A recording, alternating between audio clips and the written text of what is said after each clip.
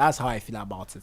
But I'm also happy. I prefer that he'd rather be overly conservative than overly naive, if I had to pick one. So I'll take this the best of two mistaken options in my opinion. But I would prefer for him to have been a bit... I'm not a fan of the 3-back system because I don't think it's worked for us. I think every time we've played it, we've conceded anyway. Yeah. So I felt like maybe if he had... But then again, considering the midfielders he selected, you know, I felt that maybe if he stuck with one of Inaki Onyama as instead of the extra centre-back, we have a bit more solidity in midfield, but we still have enough attacking threat to have a balance. Maybe if we go 1 goal up, 2 goals up, then you can bring on the third centre-back to kind of cool down the game. But it is what it is. Let's just hope it works. Well, let me get to the starting lineup for Madagascar, and I'll take my time with this one, so bear with me. So they have Jordan Dupré in post, and then they have Thomas Fontaine, looks like the left back for them, or the right back actually, and then at right back they have Rado, and then for the centre backs they have Jean Marcelin and then Morgan Jean-Pierre, veteran 32-year-old in there. So it's a 4-5-1 from the Malagasi's. In the middle of the park, they have Clement Courtier, and then they have Warren Caddy, and they will also be partnered by Baggio Rakotoarisoa, one of those names, you know. And then on the wings they have Ryan Ravelson, and then they also have Loic Laposin, and then up front is the man Arnaud Randrianatinena. So he will lead the line. Jaw-breaking names over there. Malagasy always bring that to the fore. Abeku, quick thoughts on the changes made by Otto. So Inaki drops to the bench. It looks like he's made some change as well with I think that's basically just about the only change. So Inaki dropping off to the bench, and then Enes Nyama also dropping off to the bench, meaning that he's favoring a more defensive approach. I agree with this. Yeah, I agree. So on the offensive, we see Jiku loves to do a lot of distribution. The last time at the Accra Sports Stadium, when he's left behind, the ball gets to him. He wants to distribute the balls, look left or right, and gets people from there moving to favorable positions as well to help in attack. So we've got a lot of defenders on the pitch. For the Madagascar team themselves, they love to shape up in the 4-5-1 formation. Their last game, they did same and got 4 goals, and I feel they have a feel that it helped well in gathering the goal. But this aside, we beat by a goal to 0. Reasons why I feel, or the reason why I have the feel that the coach shouldn't have dropped what's his name, Inaki Williams, because he got a goal the last time out again, but that was under Chris Hughton, and that was for Madagascar, also under a certain man who had a long name like you pronounce for their attacker. So the French manager, it's surprising that they have a French manager who would want to play in a 4-5-1 setup, trying to think defensively and wanting to attack at the same time. And I say this because of the number of goals they got in their last game. So I see Ghana playing 5 defenders, leaving Jiku to sit in front where Partey sat the last time, and allow Partey occasionally to move forward. Then on the right, Partey on the right a little, leave Kudus close to Partey on Partey's left. Then Francis on Kudus's left as well. Then we have Jordan Ayew. I have a feel that the coach will want to do a lot of movement, or the technical team for the Black Stars would fancy a lot of movement from the setup. Now, I chance on, another setup that puts Partey in the middle. That's why I talk about the shifting. Leaves Schindler on the right in front of Partey in a 4-1-4-1 formation. I see we playing a 4-1-4-1 formation. Then see Kudus and Francis and Semenyo, sit in front of Partey and allow Jordan Ayew in front, because Semenyo is able to do what Jordan, is able to, playing from the flanks and leaving him up front. Jordan occasionally would love to drop in a little, allow Semenyo also move into that space, trying to play as if he's a number 9. But, I feel doing that would open the Madagascar team up, because they've they've placed a lot of numbers in the middle, which they feel that would make it very difficult for the Black Stars to penetrate. Then again, they also have an approach of switching back into 4-3-3. Allowing Kadi can play with Laposine and that guy with the long name. Then he lives there. I think we can just call him Arnaud. Arnaud. Yeah. Okay, maybe, yeah. Arnaud. So Arnaud go on the right, leave Laposine on the left, and deploy Kadi in the middle in the 4-3-3 to allow a bit more of that offensive threats, or if you want that kind of offensive trickery to open the Black Stars up, its defense up. So it's going to be a crazy game. They know they are second. They know they have 10 points. They know they are playing against the Black Stars of Ghana. Then again, they know that the Black Stars have not fared well in other competitions at the African Cup of Nations. But what will be that contribution from Francis Sabo being introduced and Jerome Opoku? So they would have to come to the party. I love it that the coach didn't change a lot of guys in this setup. Recall that the team that won against Madagascar by a goal to 0 have about 6 members in the squad now. So they have had a feel of what happened under Chris Hughton in the first. I feel this should be that fixture that should give the Black Stars the ability for us. Then again, watching from the screens, a side have had 12 points. It seems, or it paints a picture that they have been competitive in the group for a minute, and it gives us that opportunity to see what the Black Stars can do, playing better football maybe. So the head coach is Constantine Martins. Yeah, the new guy, the French guy. 4 wins and 1 draw. They've conceded how many goals so far? I think they've conceded. They have like the best defense in the group, I believe. 1 second, let me pull up that table. Good, I have that here. So Madagascar have conceded 3 goals in the group so far and scored 9. So very decent goal return there. Let me talk to you, Susu, on suitability of our midfield. So I've seen on the app we are all using to run the lineups, it's switched like 3 times already. I saw a 3-back. I've seen a 4-1-4-1, and I've seen what looks like a 4-4-2 now. So it looks like it's a very malleable setup. But either which ways, Partey Francis Abu will be our midfield pivot. Maybe Jiku might join every now and then. Does that make you comfortable? I don't see us playing a 4-back with this system. Because Opoku is not a left back. I don't, because there's no right back apart from Kingsley Schindler. Yeah. And Gideon Mensah can only play left back. Yep. So the whole system means that we are playing 3 centre backs and Schindler. Yep. Like, you see, Schindler can't play on the wing. This is something we spoke about on was it I think it was the post match. I spoke about it with coach. Yes, the post match. But Jiku can't play right back. Jerome Opoku can't play right back as far as I know. Salisu most certainly cannot play right back. If I remember correctly, isn't Jerome Opoku even left-footed? Yep.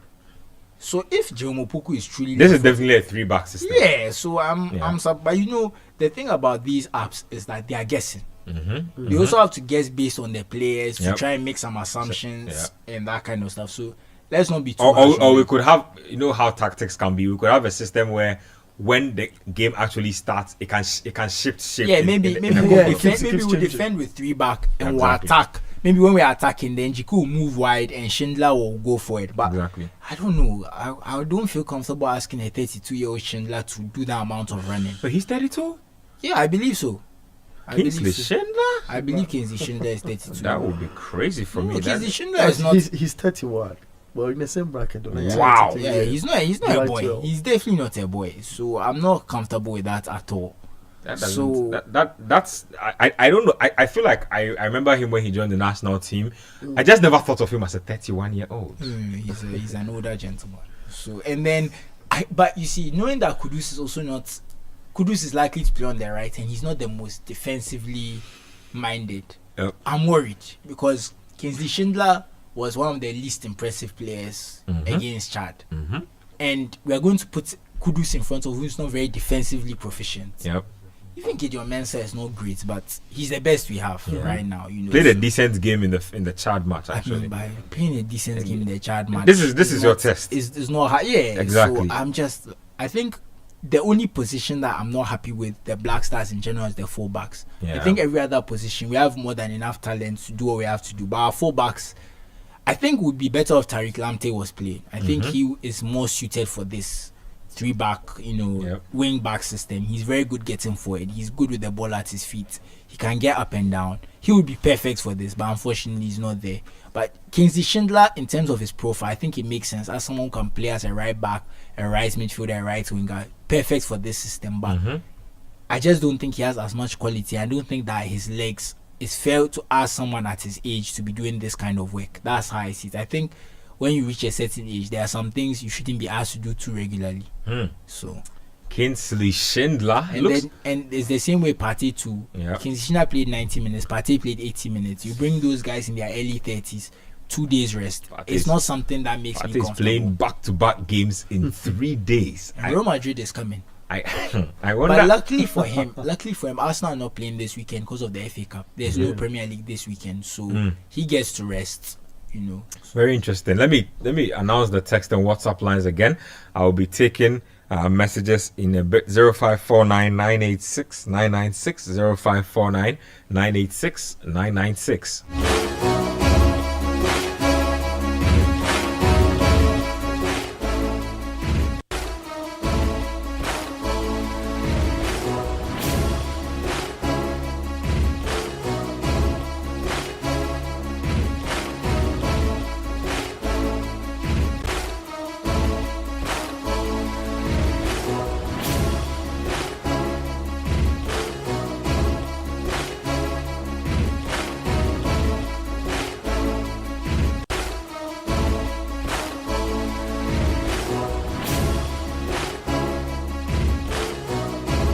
Okay, so some numbers coming in, very interesting numbers. So basically, some stuff has come out on Francis Abu, who is partnering Thomas Partey in the middle of the park, and he's second in tackles made as far as the Conference League is concerned, and fifth in tackles won. So not too bad. He's played 18 league matches, often playing full 90 minutes for his club side. So looks like Francis Abu is not such a bad player in the middle of the park. But I mean, having watched him myself, Nordsjælland, Right to Dream from back in the day, always appeared more as an attacking midfielder, shadow striker type of guy than as a central midfielder. Maybe he's undergoing some metamorphosis as a player. Time is fast spent. Our commentary team is already in here. Let me just take predictions and then we will begin the transition to the commentary team. Abeko, prediction for this one?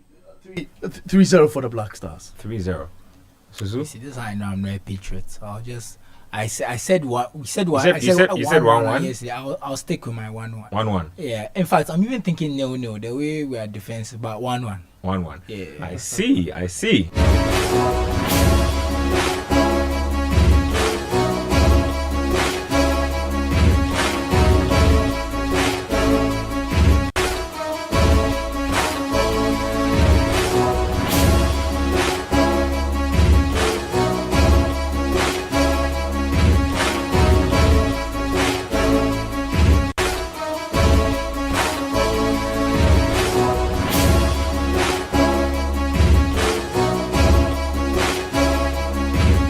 So the players have lined up already. Let me hand over to lead commentator Edwin Kwakofi. Yahweh Jeminta will be his match summarizer. Guys, let's take it away.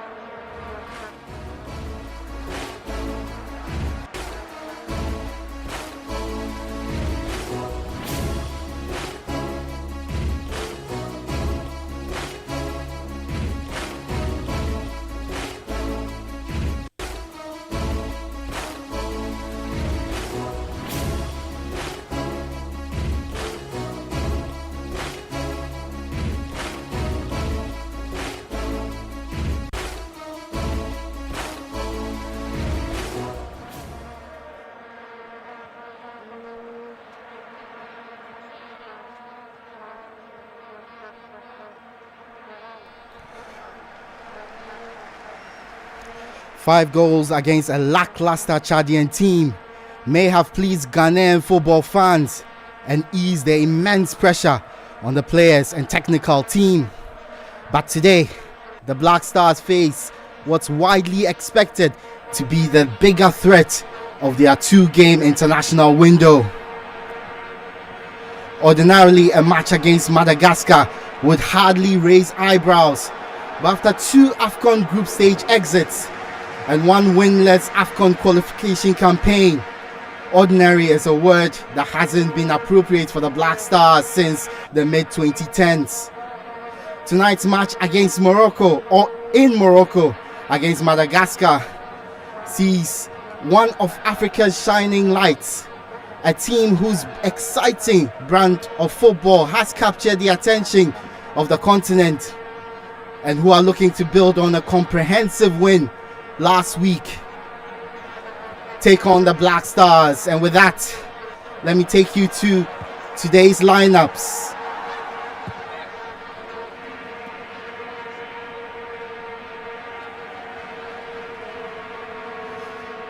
For the Black Stars, Coach Otuado has made 2 changes from the team that beat Chad 5-0. In goal remains Benjamin Asare. In defense, we have Kingsley Schindler, Jerome Opoku, Alexander Jiku, Mohamed Salisu and Gideon Mensah. In midfield, Abu Francis steps in to join Thomas Partey in the center of the pitch. And up front, we have Jordan Ayew and Antoine Semenyo, who both scored against Chad, with Mohamed Kudus.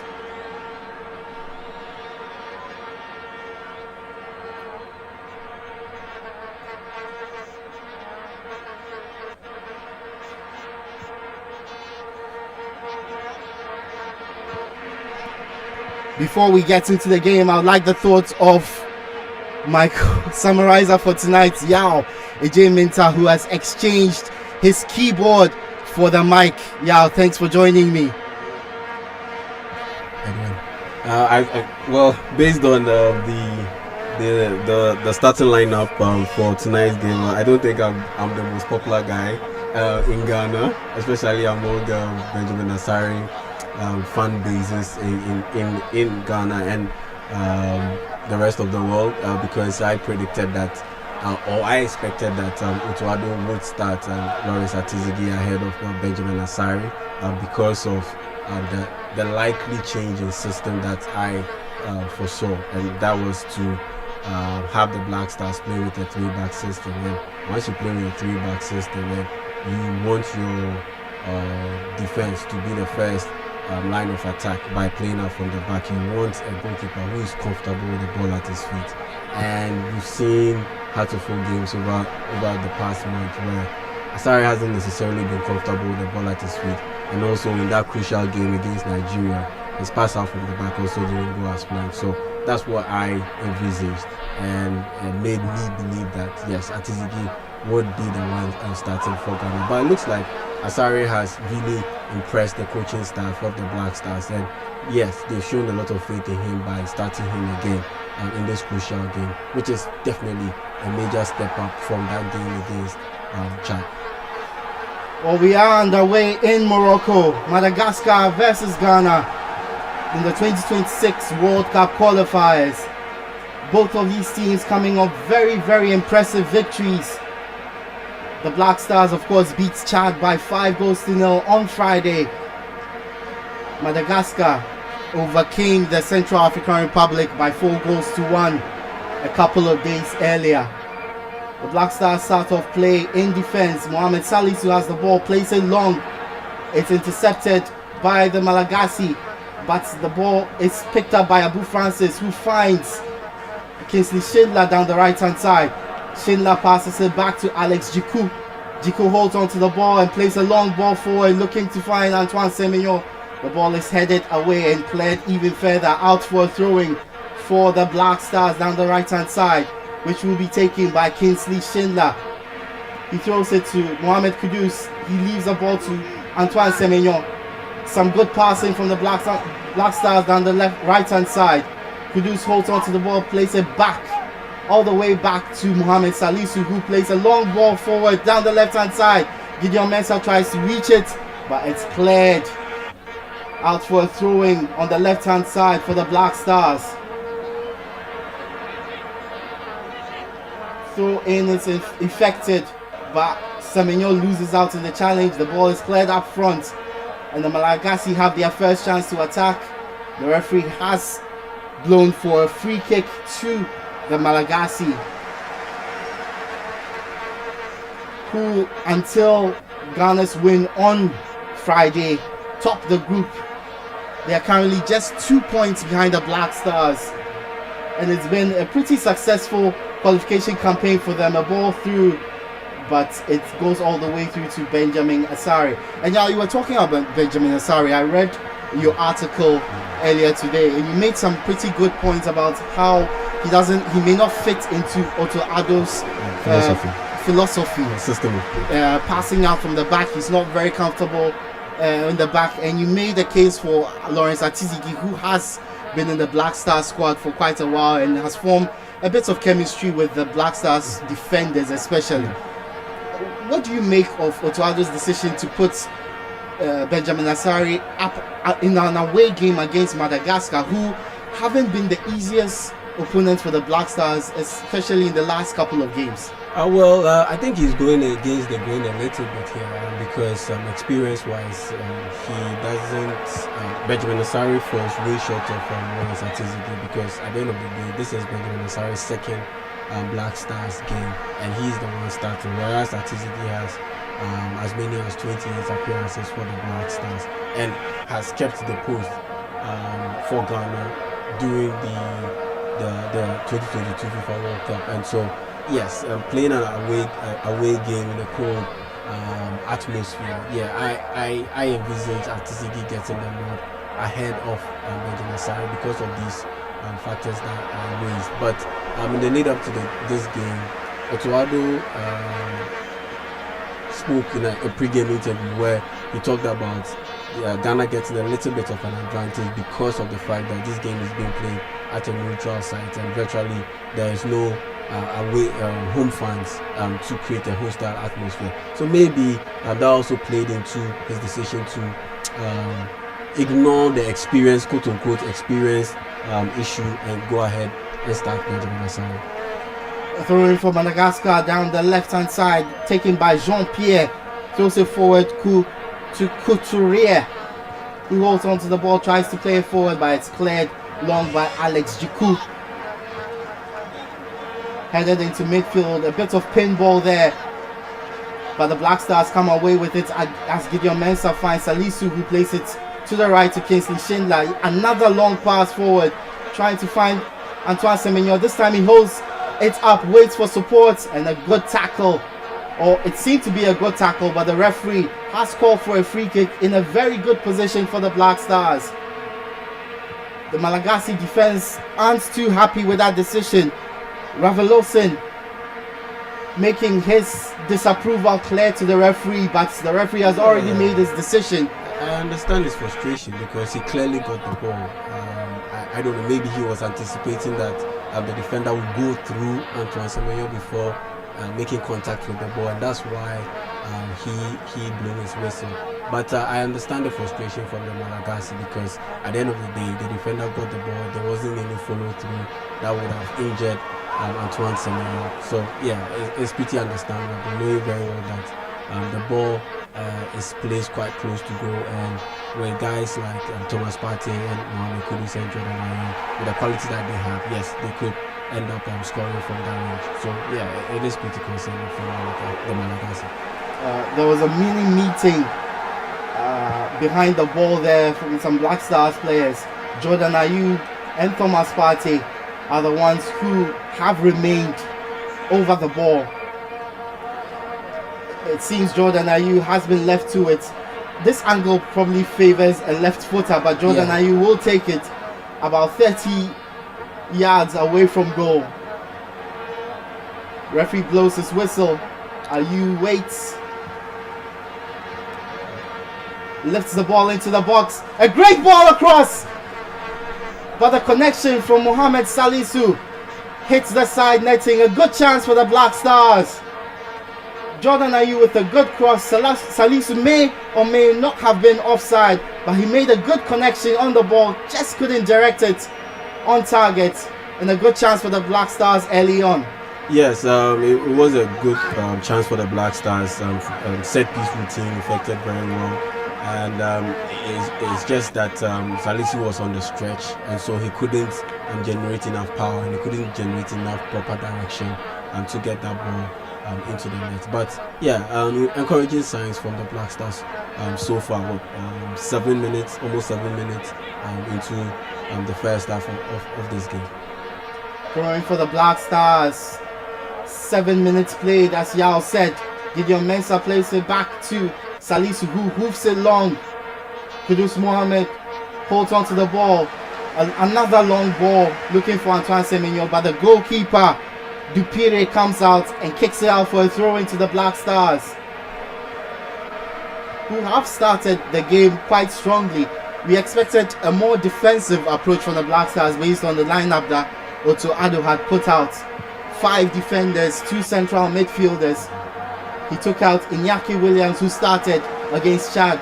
But the Black Stars seem to retain possession, and they seem to be sending a lot more players forward than we expected, at least right from the start of the game. I think they've had, I wouldn't say an overly aggressive start to the game, but it's been a bit measured, but measured towards the offensive side, in the sense that they've committed just enough bodies to ensure that the Malagasy do not outnumber them in midfield, and to be able to ensure that there's always someone available for the long ball, and that's pretty much the game plan for the Black Stars at this point in time. Well, Mohamed Salisu penalized for a trip on Radrian down the right hand side for the Malagasy. A free kick right on the center line on the right hand side of the pitch.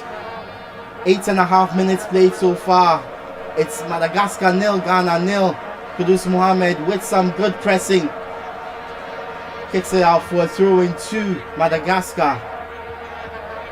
Not too many chances or clear-cut chances for the Malagasy so far. Another free kick, this time for the Black Stars. Good work down Ghana's left-hand side by Jordan Ayew, who comes to support the defense and is brought down. Wins a free kick for the Black Stars, who can start play from the back again. Alex Jiku has the ball. Plays it back to Salisu. Or Jerome Opoku, who finds Jiku, his long ball forward.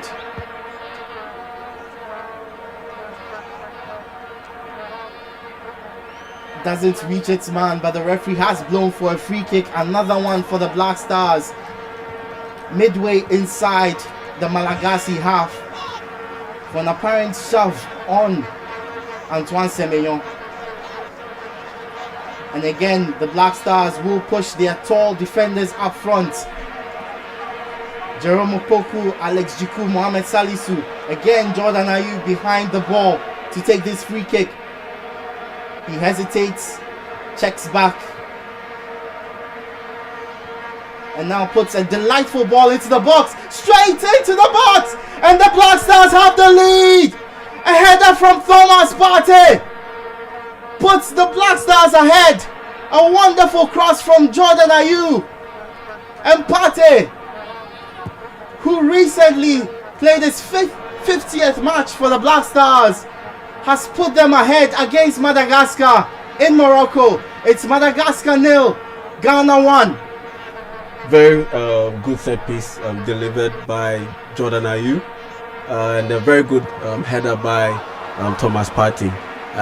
It's clear that he's definitely taking some lessons from Arsenal's set piece coach, and he's been able to transfer Nicolas Jouva. He's been able to transfer them over to the Black Stars, because so far so good. The set piece delivery has been on point from the Black Stars.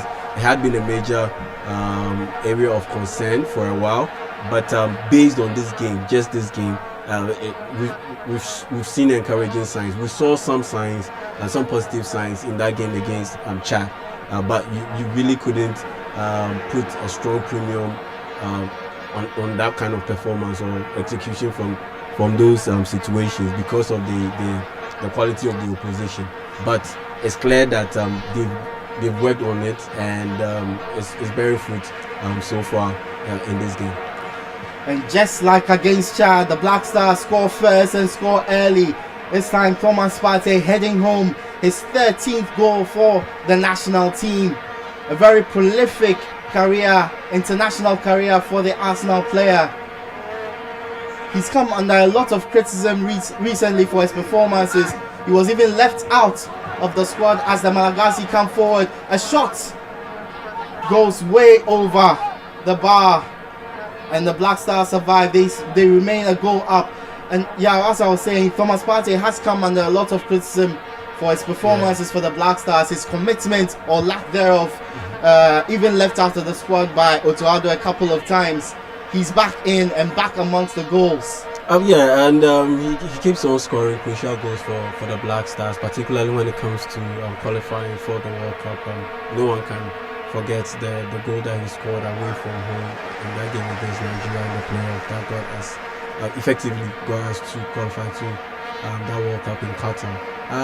Unlike other players who've had a dip in form for the Black Stars, Thomas Partey, his availability was also questionable. And once you add the lack of availability to quote-unquote questionable performances or underwhelming performances or below average performances, then you have a very frustrating situation, because yes, Antoine Semenyo wasn't scoring, his performances weren't all that great.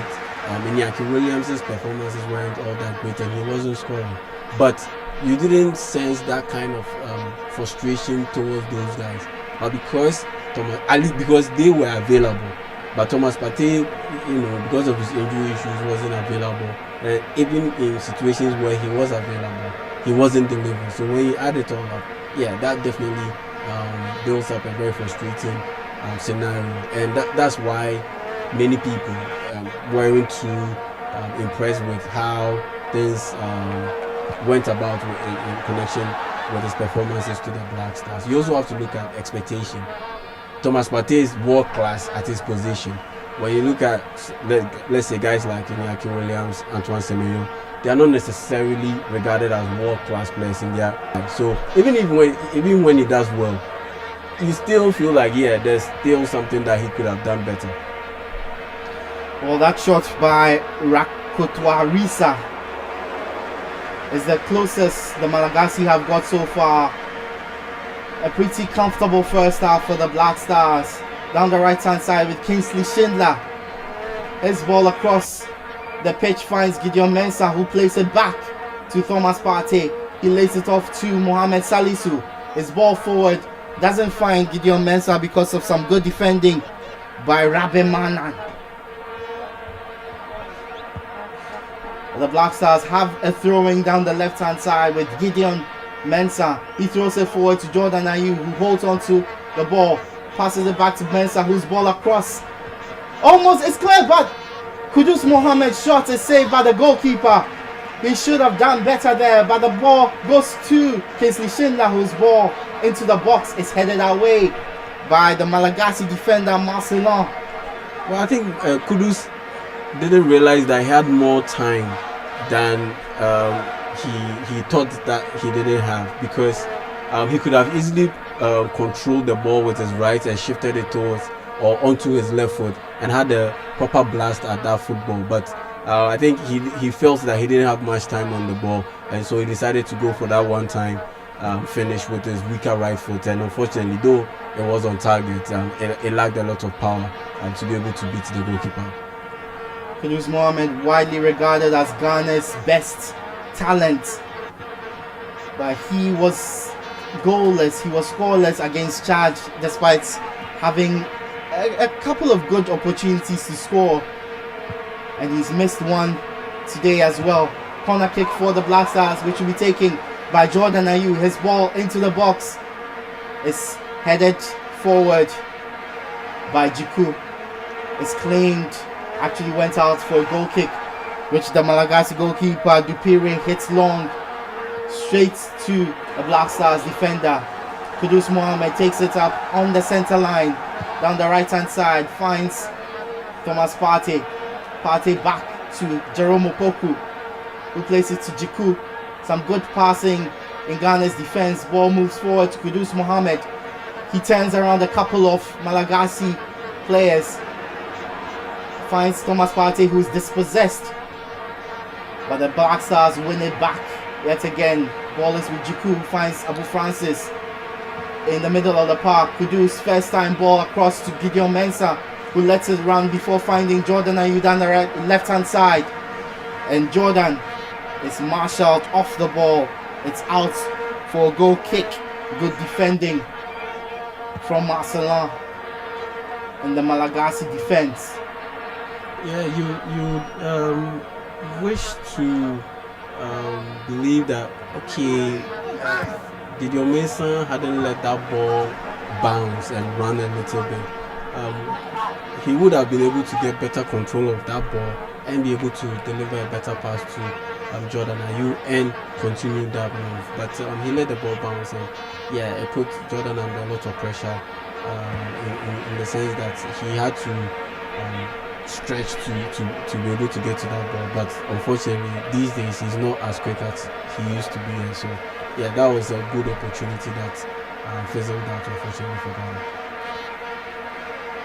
The ball is hit forward to Antoine Semenyo, could not take it under control, and the Malagasy have the ball in defense. Fontaine plays it forward to Rakoto Risa. The ball ends up with Marcelin in defense. He plays it forward. Couturier has the ball, plays it back to Marcelin. Marcelin hits it right to Rabé Manan. He tries to get past Mohamed Salisu, but Salisu is too strong for him, and he dwells on the ball a little bit long, but eventually it's cleared by Jerome Opoku. Good control from Jordan Ayew, and he wins a free kick, as he does in the center of midfield. He's not upset with the challenge that was put on him. Some shoving goes on, but it's cleared up pretty much immediately. As we see Mohamed Salisu's show of strength, just pushed Radrian off the ball. I think Jordan got upset because the ball was on the turf and it was caught between his legs. The whistle had been blown, but the Malagasy defender had a little bit of a kick at him, and so that's why he reacted a bit angrily towards that challenge. He wasn't happy with that challenge at all. 19 and a half minutes played in Morocco. It's Madagascar 0, Ghana 1. Goal scored by Thomas Partey. A header from a Jordan Ayew free kick. The Malagasy have the ball in defense as Raveloson plays it forward. Ball ends up with Radrian, and he is fouled. It's a free kick for the Malagasy in a very dangerous position. Thomas Partey adjudged to have fouled Radrian down the right hand side. A pretty soft free kick, I must admit, but the referee has given it, and it's a chance for the Malagasy to put a dangerous ball into the box. But it was a very intelligent way of winning a free kick. He intentionally got enough of his body between the ball and Thomas Partey, and with just enough force from Thomas Partey, who was running and so had quite a lot of momentum behind him. Yeah, he just went down on the turf, and in that situation, yeah, the referee will blow the whistle.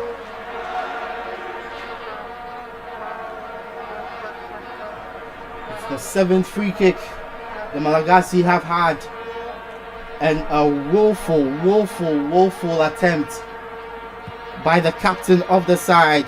Raveloson had a chance to put the ball into the box and ended up skewing the ball so far off the goal it might have ended up outside the stadium. I think he was trying to use the inside of his foot to catch out Benjamin Asari in post, because he looked like he was shaping up to bend the ball into the box for a teammate to attack, but he opened his body up at the last moment. Ball playing forward, Antoine Semenyo chases it. Sorry to catch you out, but Antoine Semenyo tried to chase a long ball over the top, but the referee adjudges him to have fouled his defender.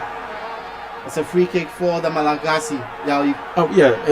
It was a last moment decision to open the inside of his foot and try to catch Benjamin Asari out, but the execution was poor and it just flew way off target. So that was quite a disappointing way to effect a free kick, and they haven't had too many chances to attack Ghana. So that was a very disappointing move from Ravel Wilson.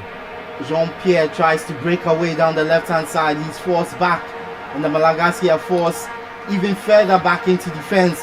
Ball to Fontaine, who plays it over to Jean-Pierre. He can keep it in play, and the Black Stars have a throw-in.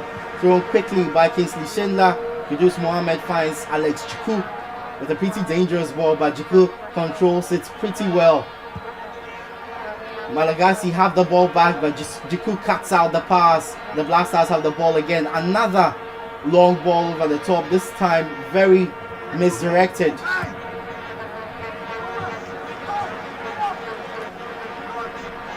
As we have a break in play, the referee speaking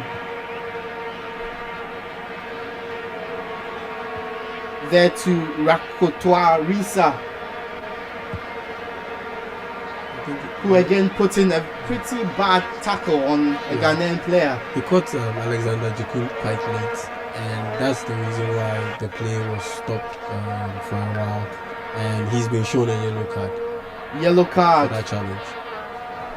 He was frustrated. The first of the game for Rakotoa Risa.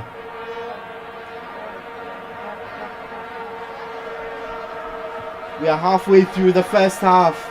It's Madagascar 0. The Black Stars of Ghana 1. As things stand, the Black Stars go to 15 points, 5 clear of their opponents on the night. Another step to the 2026 FIFA World Cup. Another step closer to Canada, USA and Mexico for a lot of Ghanaians. That is the dream. A lot of Ghanaians can't wait to board that plane to the USA, Canada, and maybe even Mexico. A ball into the box, headed up into the air by Alex Jiku. Kadi tries to head it forward, but it ends up going out for a goal kick for the Black Stars. They didn't make good use of that cross into the box, and that's quite dangerous clearance from Alexander Jiku. He just headed the ball up in the air, didn't provide any kind of distance away from the penalty box. And to what you were saying about Ghana's chances of qualifying to the 2026 FIFA World Cup, to add a bit more perspective to that conversation, in the lead up to this game, about 30 minutes before this game, Central African Republic and Mali played out a goalless draw.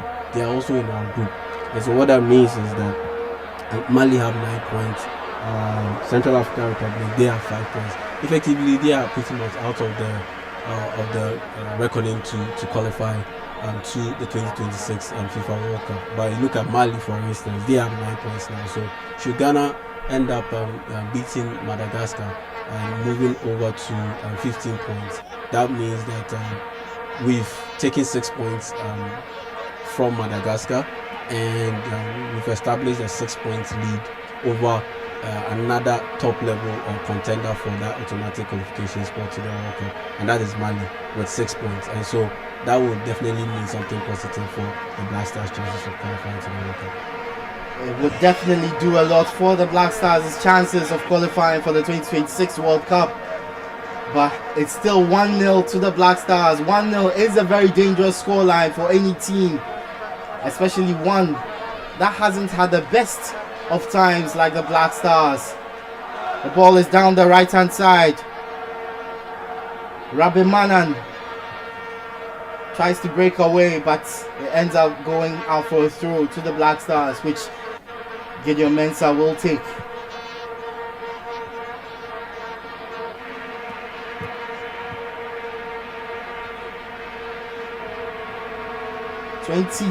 6.5 minutes played in Morocco. Long ball from Gideon Mensah across the field.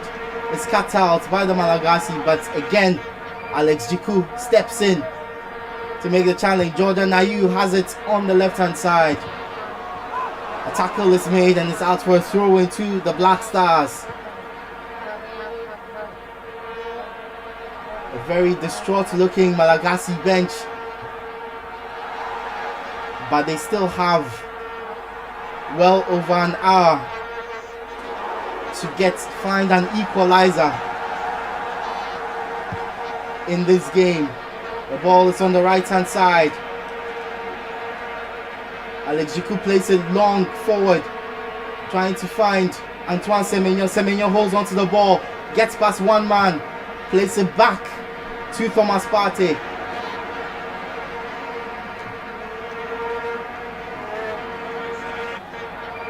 The Malagasy trying to find a way clear, trying to play it out from the back, and eventually they do so.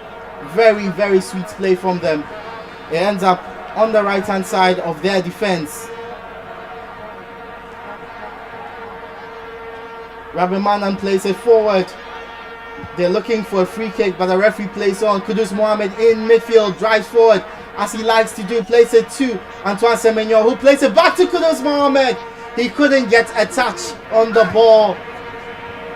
It whizzes past his outstretched foot.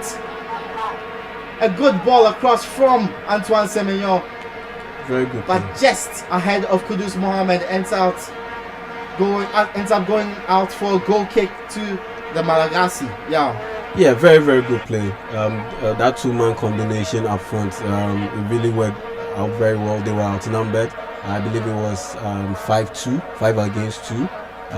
5 Malagasy players against 2 Ghanaian forwards in Antoine Semenyo and Mohamed Kudus, but they managed to create a very good chance out of that situation because of Mohamed Kudus's brilliant ability to drive with the ball. He had quite a significant amount of space, and he utilized it. He took advantage of it with his speed and ball control. Managed to get in front of the defender and lay that ball off to Antoine Semenyo, who showed very decent pace and awareness to get that ball back towards the direction of Mohamed Good Kudus. control from Thomas Partey, trying to pull a ball through for Antoine Semenyo, but it's deflected through to the goalkeeper of the Malagasy.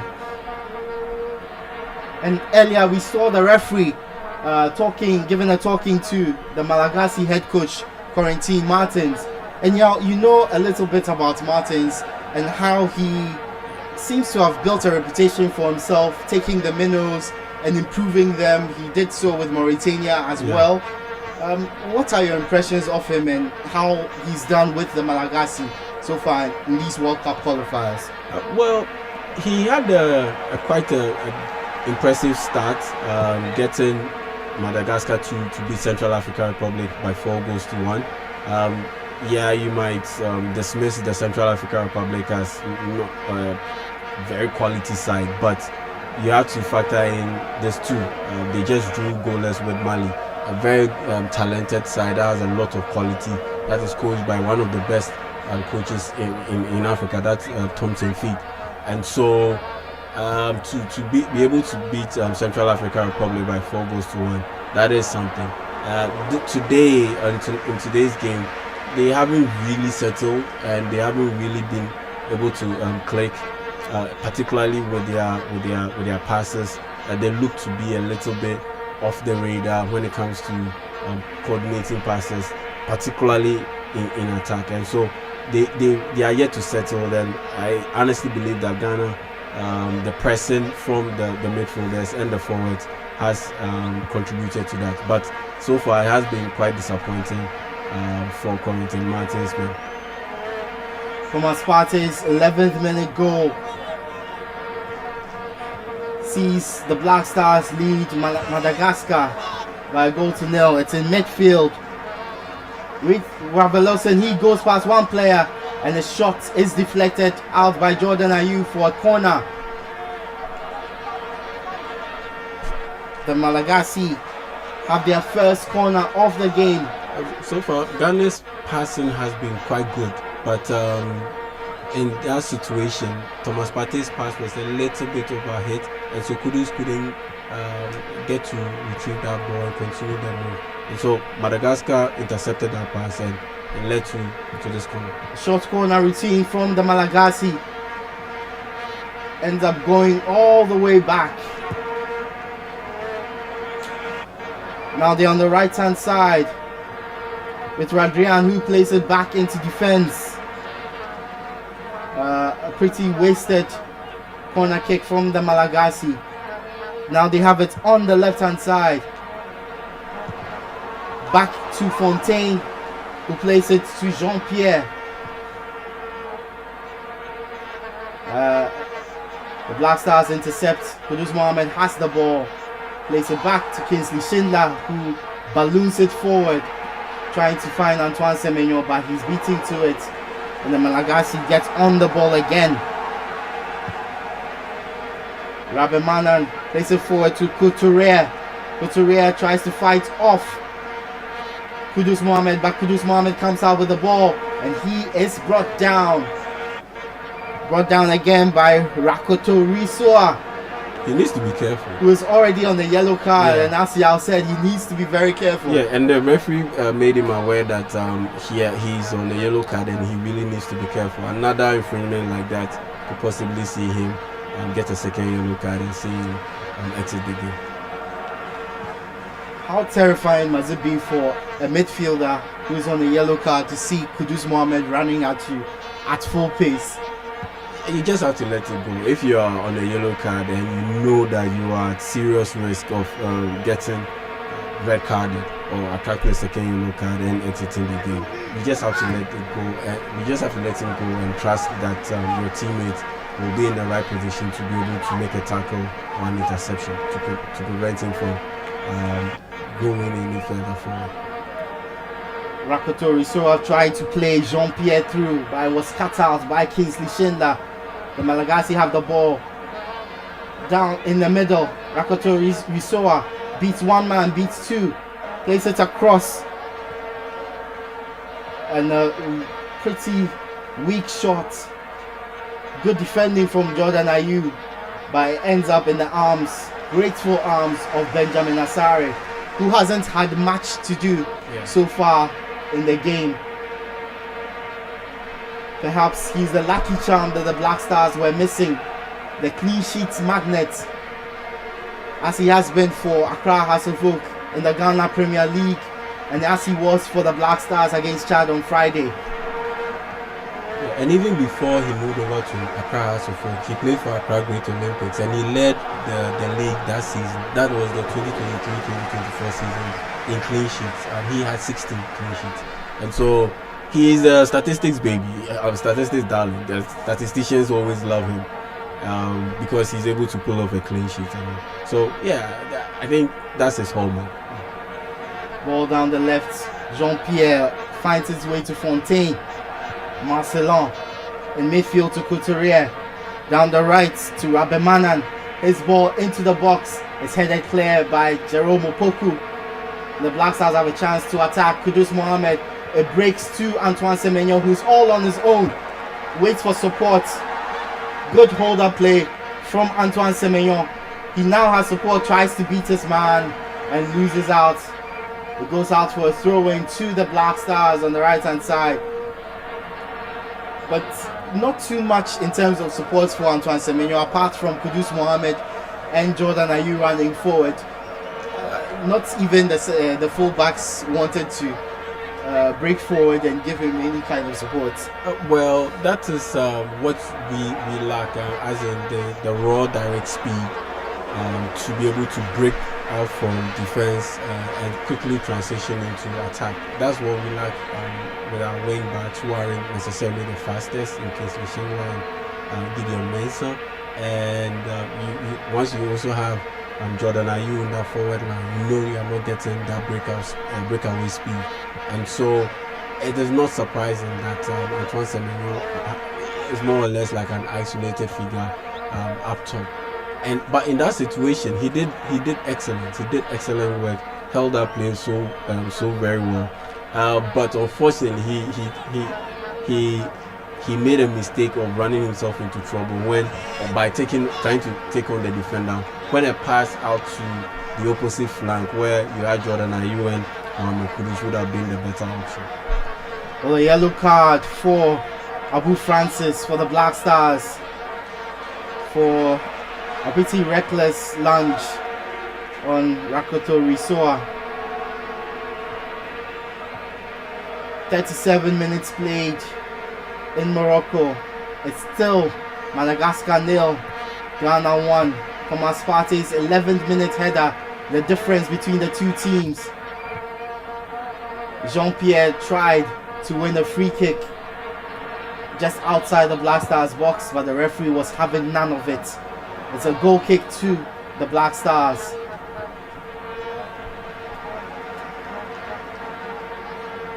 Otto Addo, very much in line for his 4th straight World Cup qualifier win. Already wins over Mali, over the Central African Republic and Chad on Friday. Looking for a 4th straight win in the World Cup qualifiers against Madagascar tonight, and he's in line to get it. Already 1-0 up. Black Stars haven't been troubled too much by the Malagasy. If anything, they look like scoring the next goal in this game. Yes. They have that feel about them that they are the more dangerous team, the team that is threatening to score another goal in this game. They look a bit more coordinated in attack than Madagascar, who always seem to panic whenever they get beyond the second phase of the attack, and that's why they end up losing possession and I guess missing opportunities. Scramble in front of the Black Stars box. It's not dealt with by the Black Stars defense, and a shot goes way over the top from Rakoto Risoa. A chance for the diminutive Malagasy, but his effort goes over the top. Did not trouble Benjamin Asari in the Black Stars goal. They would have taken something special to beat Benjamin Asari from that distance, and he looked to have rushed his attempt a little bit, because you could see him go a little bit off balance with his shooting, or when he attempted that shot. That's why you saw the ball sail towards the right side, and he didn't also get the elevation right, so he just elevated way beyond the crossbar, and ended up being another shot off target from Madagascar. Black Stars defense of Kingsley Schindler, Alexander Jiku, Jerome Opoku, Mohamed Salisu, and Gideon Mensah has marshaled the Malagasy front line of La Poussin, Kadi, and Radrian pretty well so far. 40 minutes played. Jordan Ayew with a step over, another step over. This time he loses out to Couturier. Couturier down the right hand side, takes on Gideon Mensah, allows him to get onto the ball and loses out. Mohamed Salisu boots it forward. Good play from Antoine Semenyo. Passes to Kudus Mohamed. His pass to the right hand side finds Kingsley Schindler, who keeps it in just about. He holds onto it and passes back to Alex Jiku. Not too much urgency from the Black Stars, who already are a goal up. I think Schindler should have gone for it. I think he should have gone for it. He was a bit conservative with his approach. Maybe the pass from Mohamed Kudus was a bit overhit, and it forced him to go a bit further wide than he would have wished to. But even after doing so well to keep that ball in, he should have been able to carry the ball on, because Ghana had numbers. And we will see Jordan Ayew gesture to him that you should keep the move going on rather than checking the ball backwards. And so, on the counter attack, we could have done a bit better in that situation. But Schindler went for the safe option and decided to just pass the ball backwards and maintain possession for Ghana.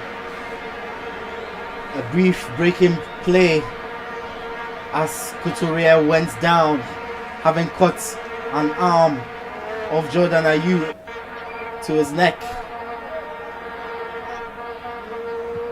Raveloson having some words with the referee, presumably upset that they didn't get a free kick for that challenge.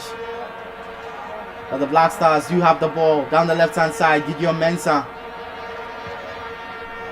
took 2 tries to control that ball, but eventually ends back with Benjamin Asare, who took a risk there, but passes it to Jerome Opoku.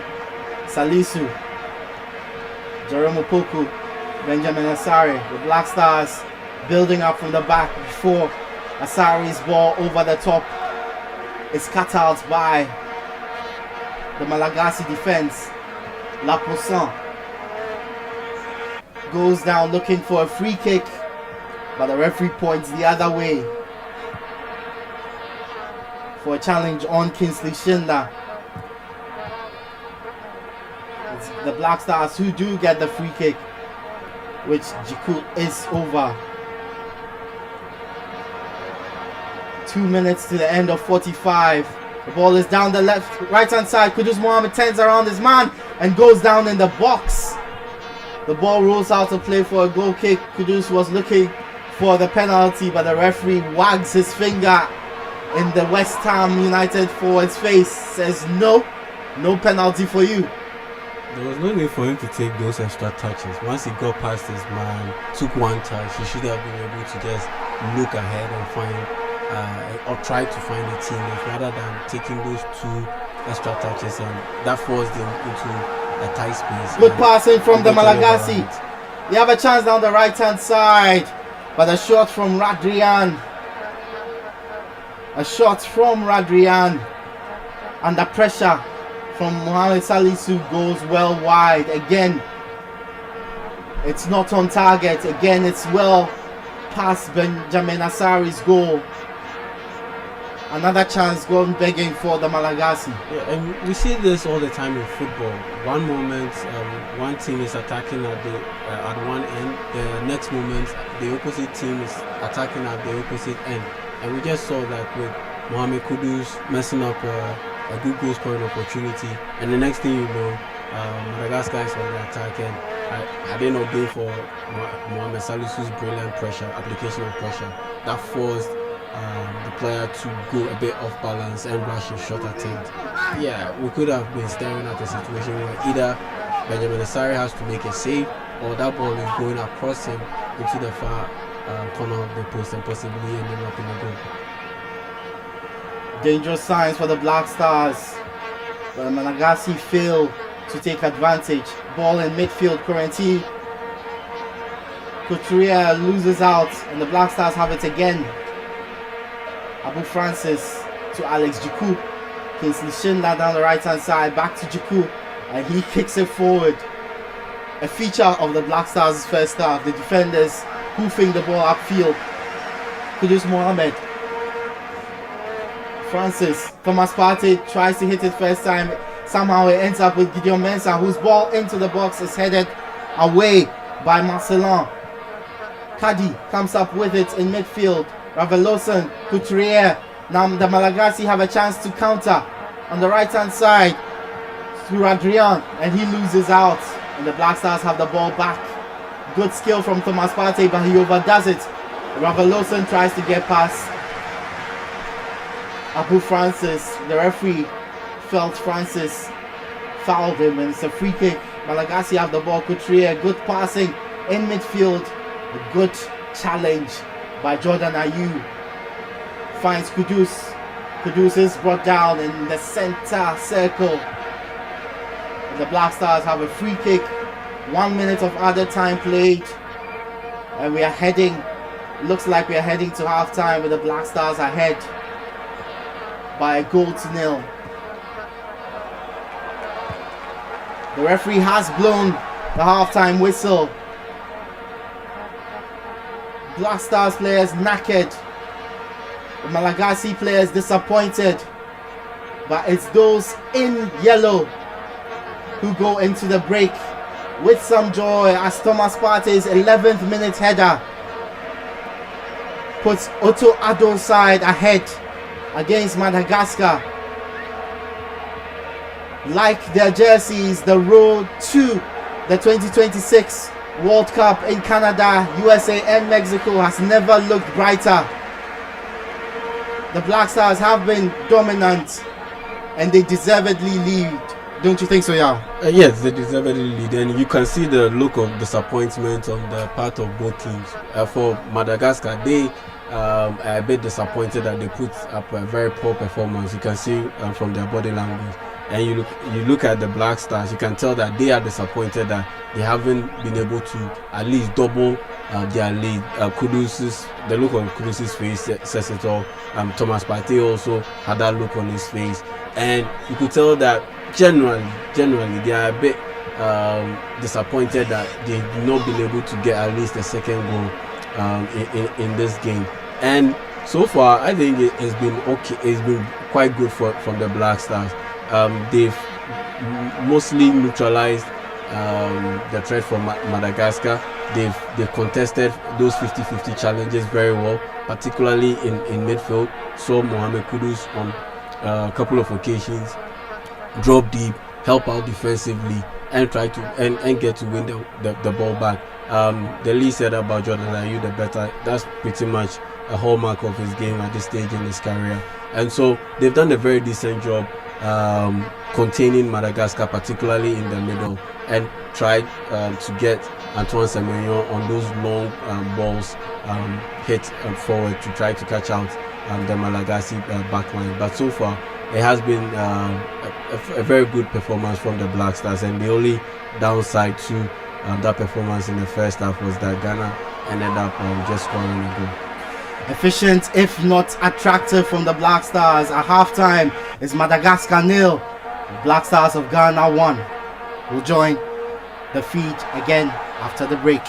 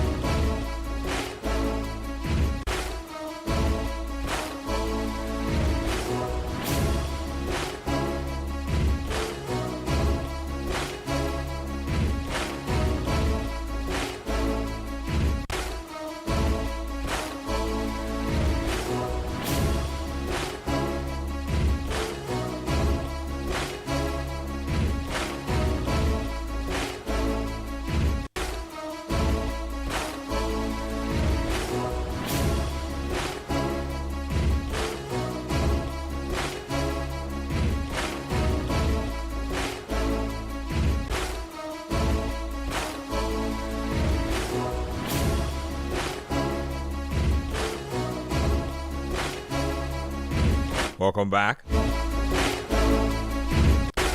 I am Benjamin Nketiah. It's half time in the World Cup qualifier between Madagascar and the Black Stars of Ghana. It's 1-0 advantage Ghana. Thomas Partey with a goal.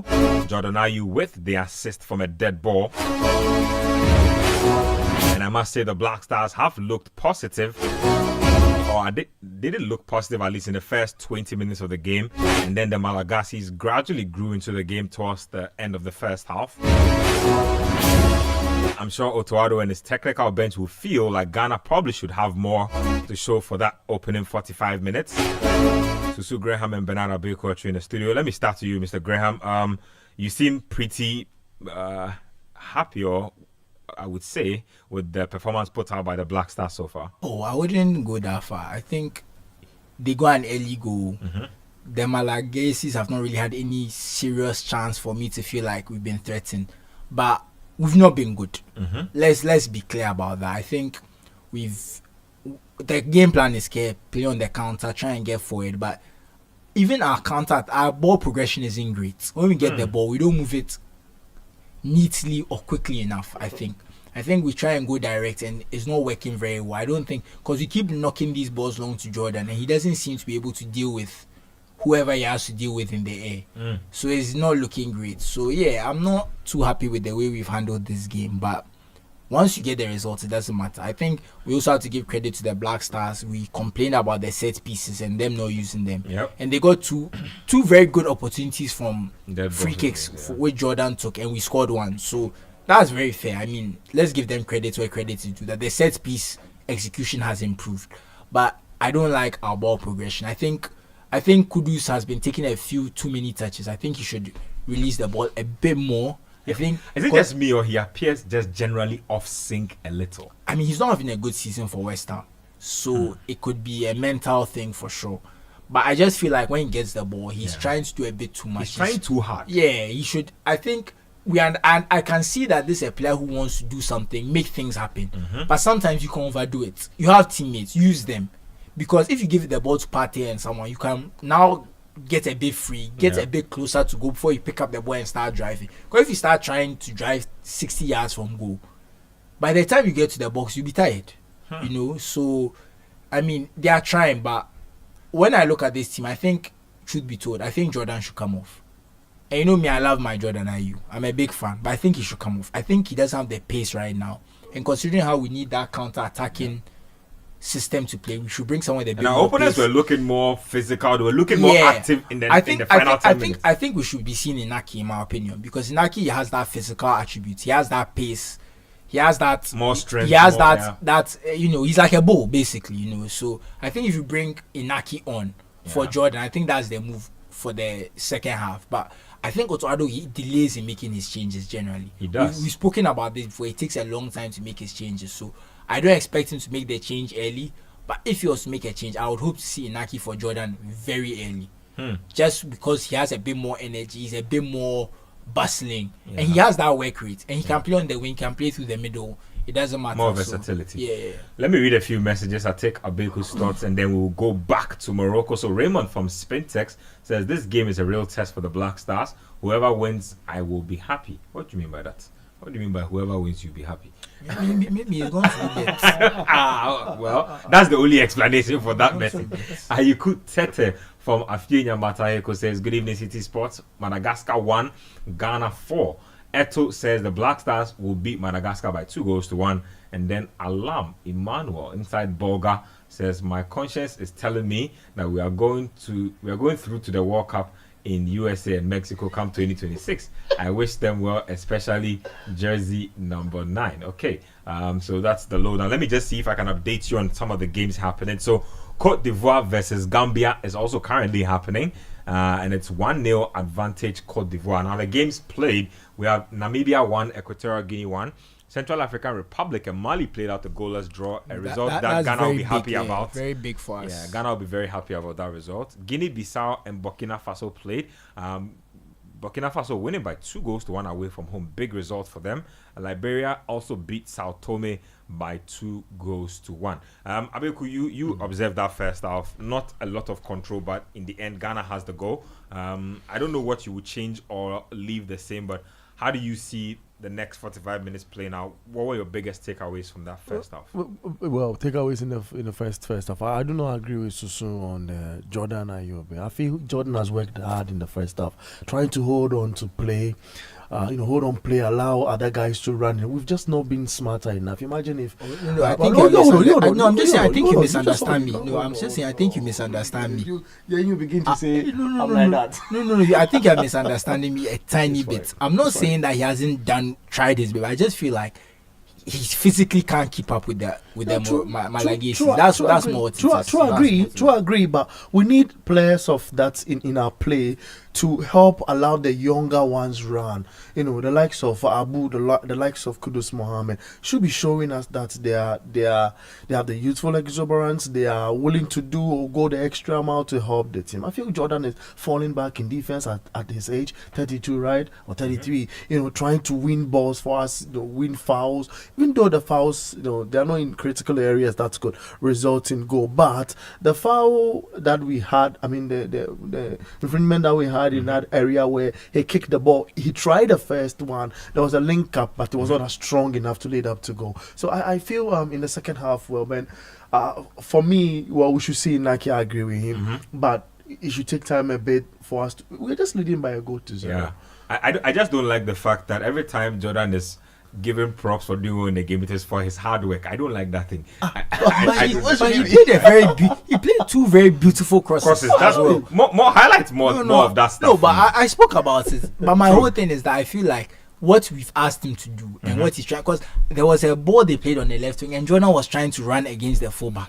Actually, he wasn't. He was running in quicksand. Yeah. Anyway, the second half is upon us. Let me just take predictions again if you guys think anything changes. No, I'm saying 3-0. 3-0. I'll stick with my 1-1 because I'm not liking what we are doing with the ball. Fair game. So let's see how the second half plays out. So we'll hand over to the commentary team, Edwin Kwakofi, Yao, Jamie Ta. Guys, take it away.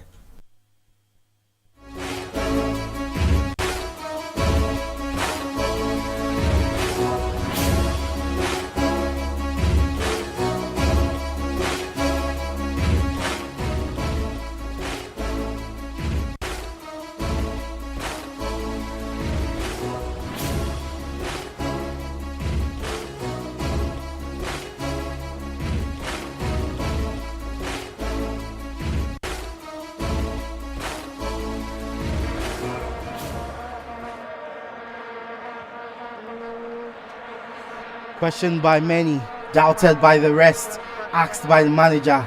But tonight, Thomas Partey is Ghana's hero. His 11th minute header from a Jordan Ayew cross has put the Black Stars ahead.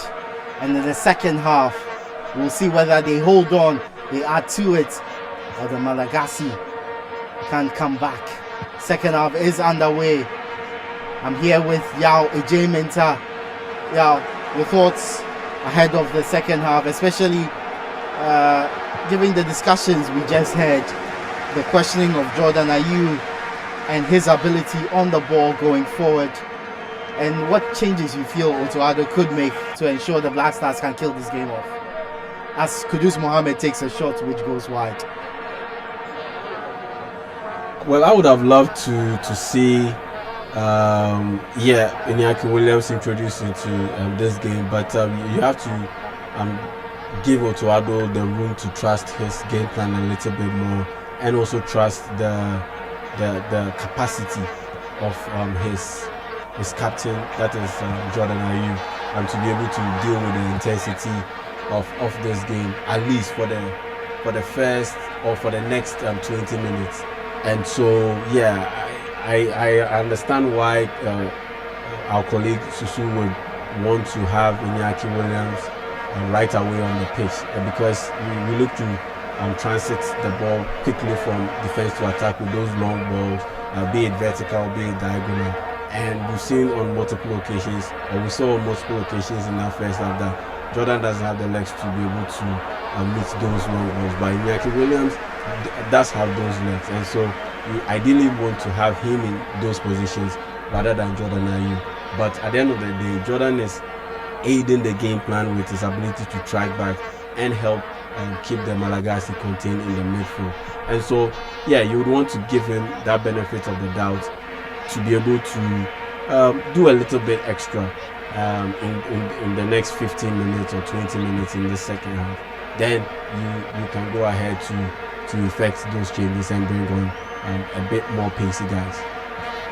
Well, speaking of Jordan, he's already had Ghana's first shot of the half well over, or second shot of the half, which went well over after Kudus Mohammed dragged his efforts wide as well.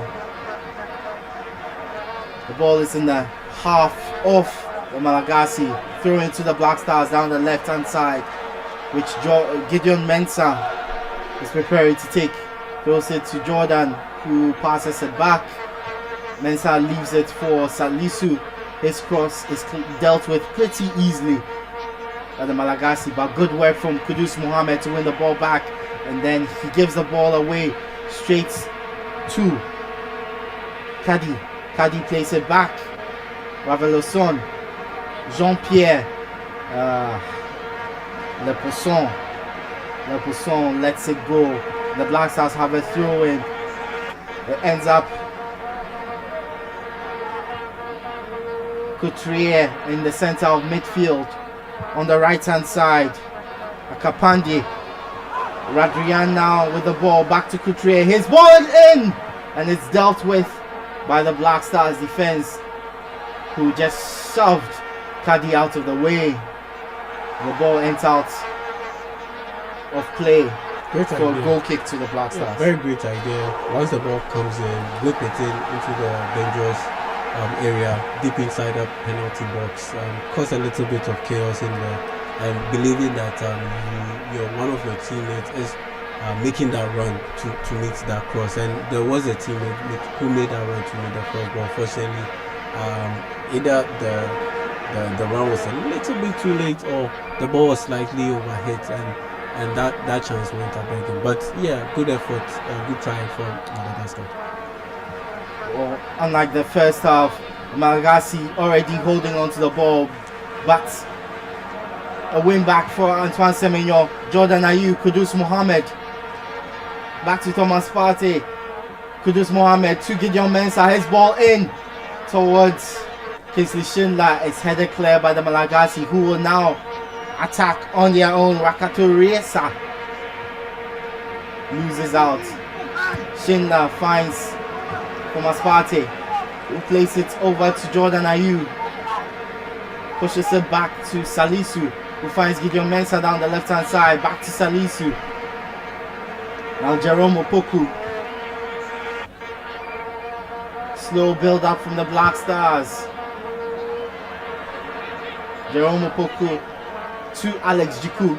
His ball forward, looking for Kingsley Schindler. It's headed out of play by Jean-Pierre. Down the left hand side from the Malagasy.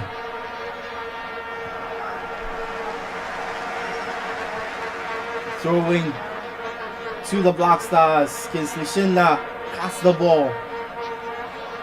Throws it all the way back to Jerome Opoku. He holds onto it and finds Benjamin Asare. Passes to Salisu. Another long ball over the top, looking for Jordan Ayew. He holds onto it. Eventually ends up with Gideon Mensah on the left hand side. Back to Jordan Ayew. All the way back to Salisu. Abu Francis. Thomas Partey gives the ball away in midfield. La Pousson is held back. Partey's pass was a bit risky, under hit, and he put Abu in a very bad position, where had he not kept a cool head, he could have easily lunged in and attracted another yellow card and had himself sent off in this game. Pretty surprising that he wasn't yellow carded for holding back the midfielder, but the referee has given him another chance. Ball is out for a goal kick to the Black Stars.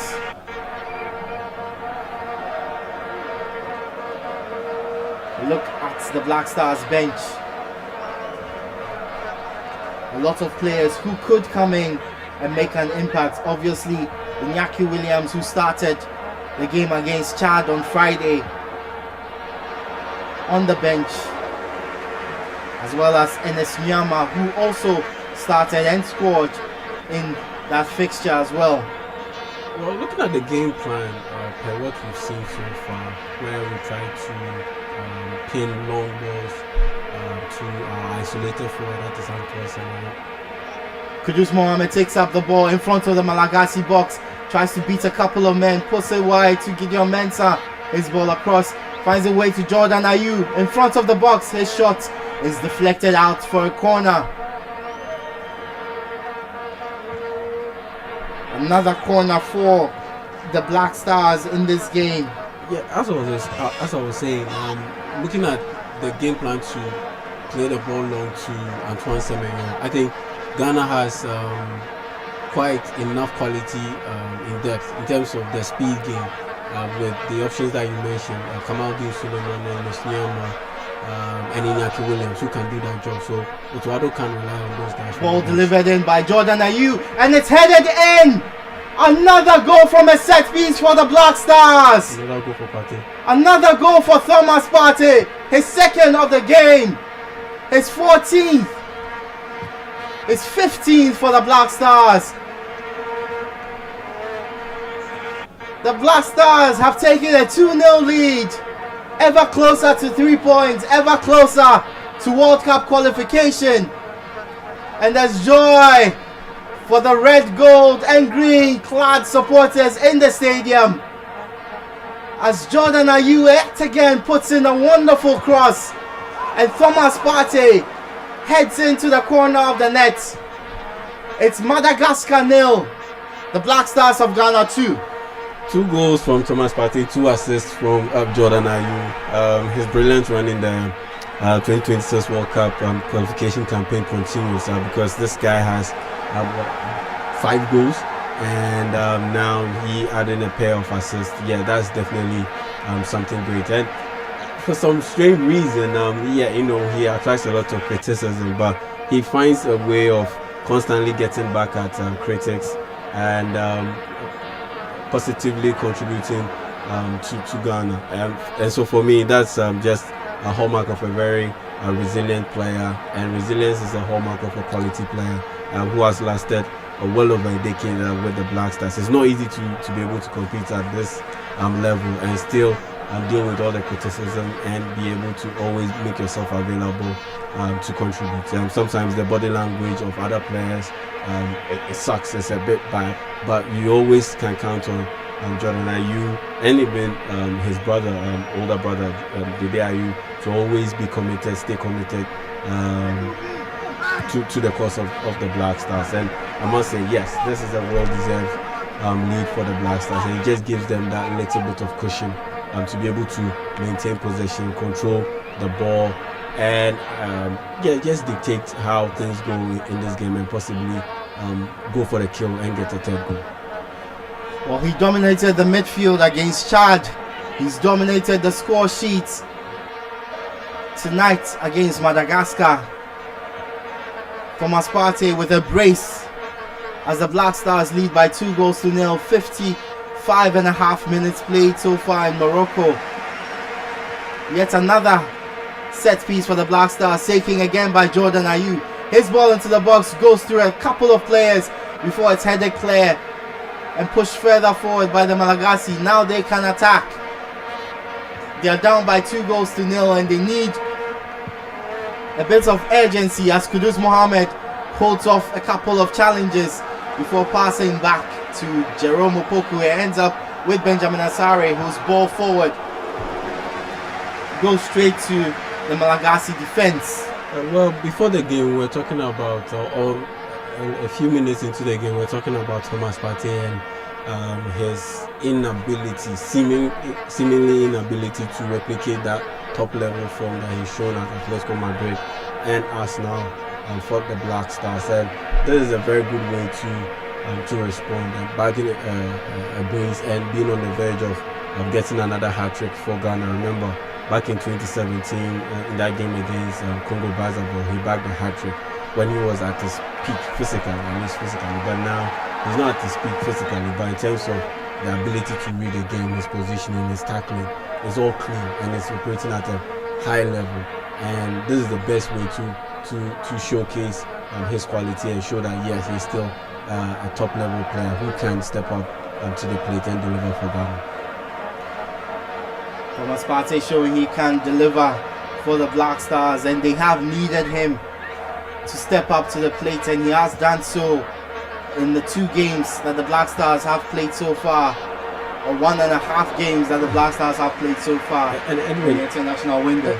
We see the benefit of doing well when it comes to executing on set pieces, because the Black Stars haven't been utterly brilliant. They haven't played top level champagne football, but they have 2 goals and both have come from set pieces. Jordan Ayew drives forward, puts it through, and Kudus Mohammed finally gets his goal, puts it through the legs of the goalkeeper, and the Star Boy is on the score sheet. His patented celebration, joined by teammates, joined by substitutes, joined by the technical team. The Black Stars are 3-0 up. 3 goals. 3 goals scored by Otto Addo's Black Stars. Great play, great build-up. Jordan Ayew, that goal is all him as he holds off a defender. Wonderful pass through to Kudus Mohammed, and he just tapped it under the goalkeeper, the onrushing goalkeeper, and the Black Stars have a 3-goal lead. A hat-trick of assists for Jordan Ayew. Brilliant play.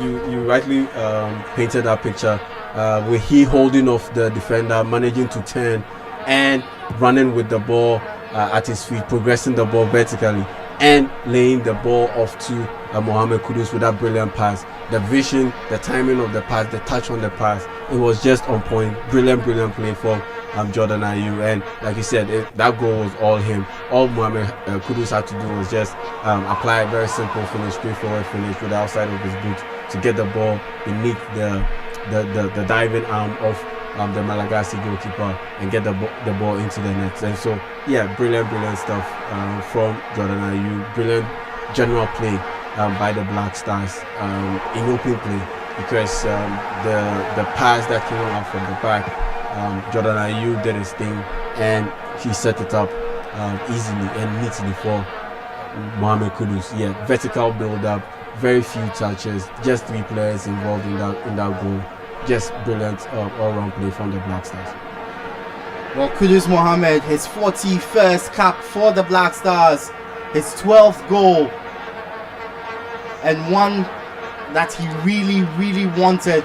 You can tell how much it meant to him. The Star Boy is back on the score sheet for the Black Stars. It's been a while we saw that celebration. Yes, it has. BAT sitting on top of the advertising board, or on the stool, as he normally does for his club, West Ham. It's been a while, and maybe this just could give him that bit of calmness to be able to just settle into his normal groove and be able to play the game the way he loves to do so, or allow the game to come to him, and not the situation where he's trying to force the issue and end up getting frustrated altogether. That celebration is a welcome sight, not just for Black Stars fans, not just for Otto Addo, not just for Kudus Mohammed, but also for West Ham as well. Yeah, maybe this could be the turning point in the season where he could have a blistering end to the season, because like you said, it's been quite a frustrating campaign for him throughout, starting off on a jerky note with his run-ins with Julian Lopetegui, the sacking of Julian Lopetegui, Graham Potter also coming in. Those issues haven't really helped him have a smooth campaign So maybe, and even on an individual level, the goals aren't coming, the assists aren't coming as they did in his first season. The dribbles aren't coming off as they did in his first season. And so maybe this could be that one moment that spurs him on to have a grandstand finish to the end of the 2024-2025 campaign. A lot of Ghanaians will be hoping exactly that. Kudus Mohammed, regarded as possibly the best talent to come out of Ghana in a very long time. He has proven that talent a lot in the last couple of years. Dips in form do not erase class. Kudus Mohammed showing his class there, as Jordan Ayew, who has stepped up for the Black Stars. A lot of people have questioned Jordan Ayew's continued presence in the starting lineup for the Black Stars. They questioned his presence in tonight's starting lineup when Iñaki Williams was dropped. But he's shown everyone what he brings to the team. 2 assists from set pieces, 1 assist from open play. A hat-trick of assists for Jordan Ayew. He may not be on the score sheet tonight yet, but he has been the difference maker for the Black Stars, and there he is on the ball, winning another foul. One of his best attributes, Jordan Ayew. And before he bagged the second assist and third assist, I made a point that Otuado would ideally want to trust his captain to be able to deliver at least in the first 15 minutes of the second half. And rightly so. We are not even up to the 15-minute mark in the second half, and he is already delivered on or pretty much paid back the trust that Otuado entrusted in him, and by getting a brace of assists to add to that one that he got in the first half. So and Jordan, are you showing out that yes, he can be relied on and he's a dependable option for Otuado and for the Black Stars in general? 64 minutes played in the 2026 World Cup qualifier between Madagascar and the Black Stars of Ghana. It's Ghana who lead by 3-0. Breaking play.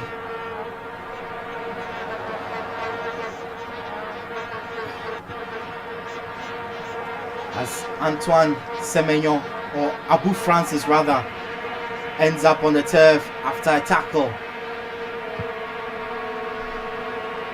The Malagasy preparing a triple change, hoping to boost their fortunes. 3 goals behind with 64 minutes played. Doesn't look good for them. A quick free kick taking. The referee puts up his hand for offside, catching out Antoine Semenyo from Kudus's pass. It remains 3-0. But a scoreline that the Black Stars will be pleased with. A replay of that move, and it's not as clear-cut as the referee made it seem. A ball over the top for the Malagasy, straight into the arms of Benjamin Asare. And it's interesting to note that the Black Stars have played 2 games in these qualifiers in this particular international window. They've already scored 8 goals and haven't conceded a single one. Yeah, that's quite impressive because going into this international window, that was an area of concern that we concede goals, we don't score too many.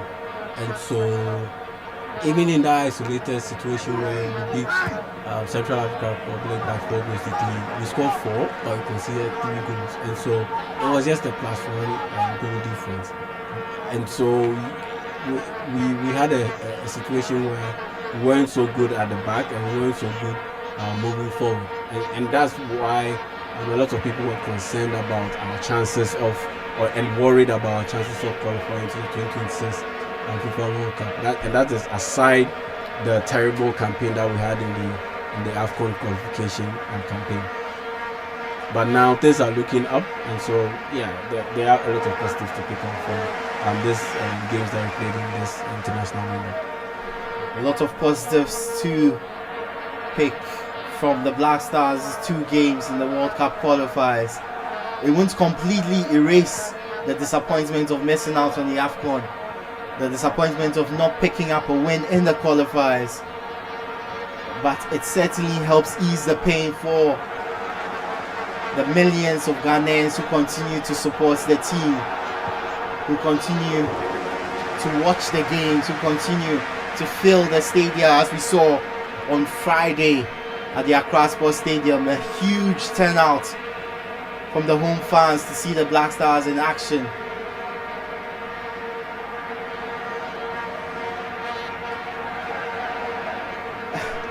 Poor defending from the Malagasy almost lets Antoine Semenyo in, but he could not get past his marker. Raveloso puts the ball forward. Radrian puts it in. Kadi holds on to the ball, but he's defended pretty well by Alex Juku, who doesn't make the challenge. Kadi picks up the ball in midfield again after a failed clearance. The ball in from Lapoussin, fails to meet his man. Good clearance from Gideon Mensah, who finds Jordan Ayew. Passes to Kudus Mohammed. Darts past Couturier.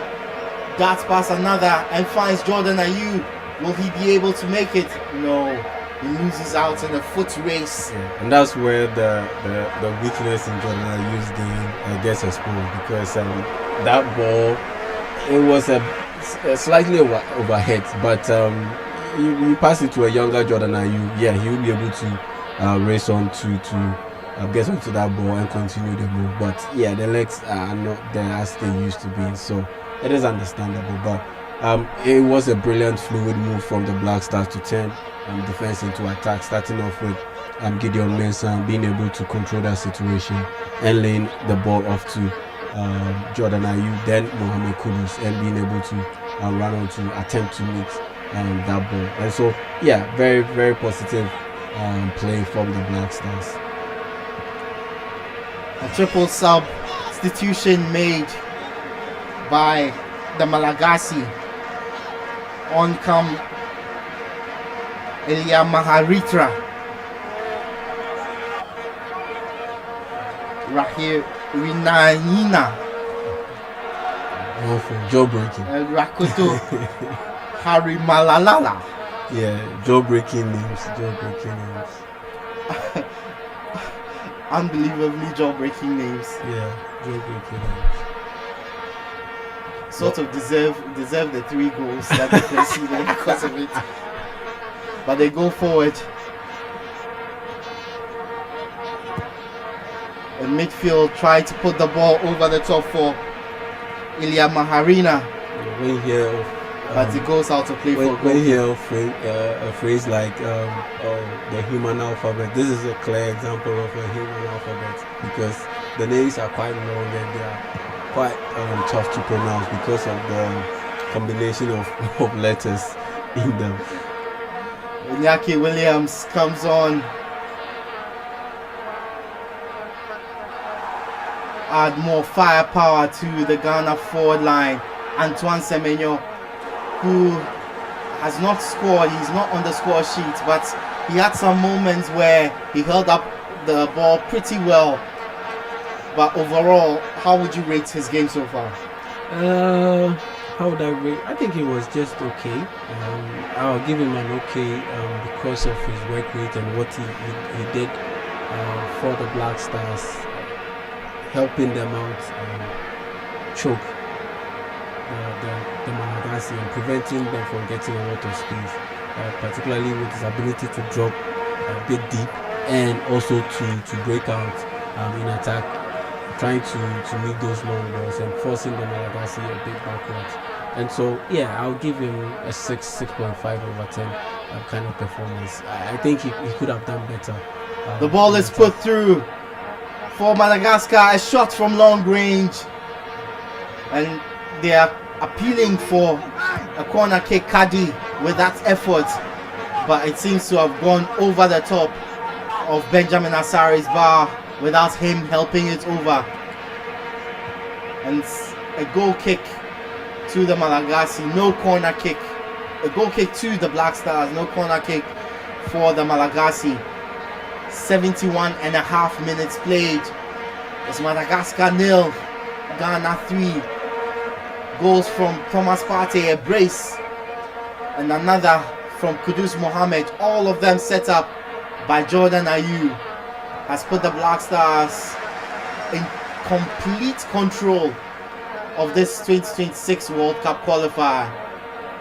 That third goal appears to have knocked the spirit out of this Malagasy team, but they could do with an equalizer, which I'm sure, a consolation rather, which I'm sure they are desperate for.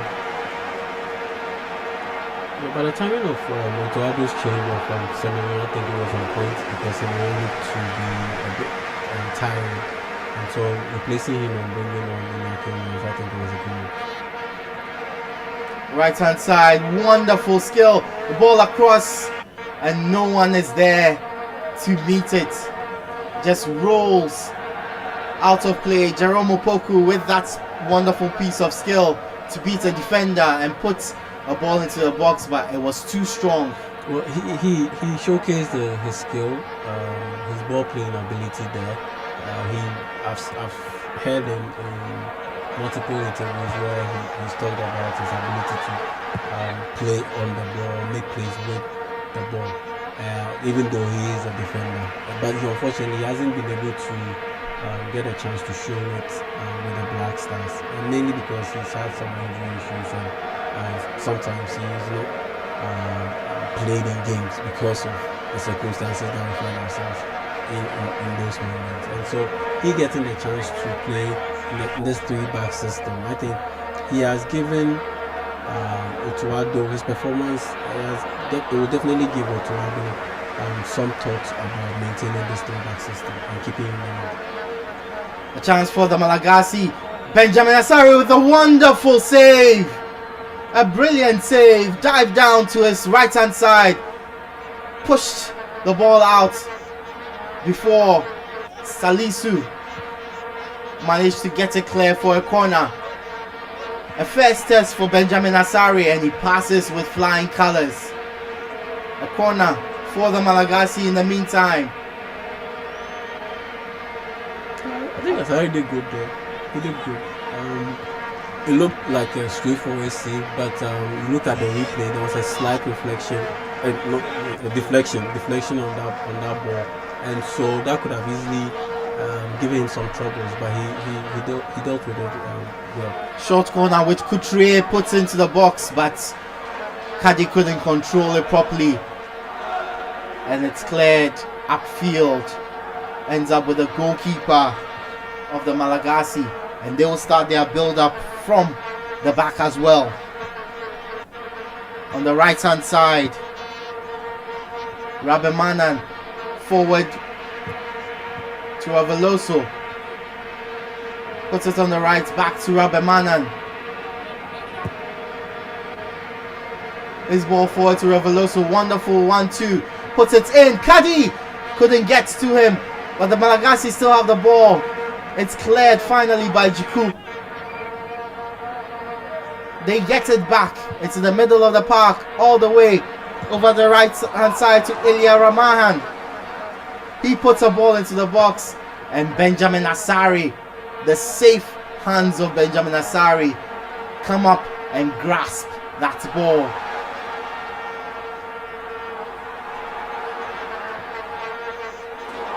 He wants that clean sheet. He wants to keep his record.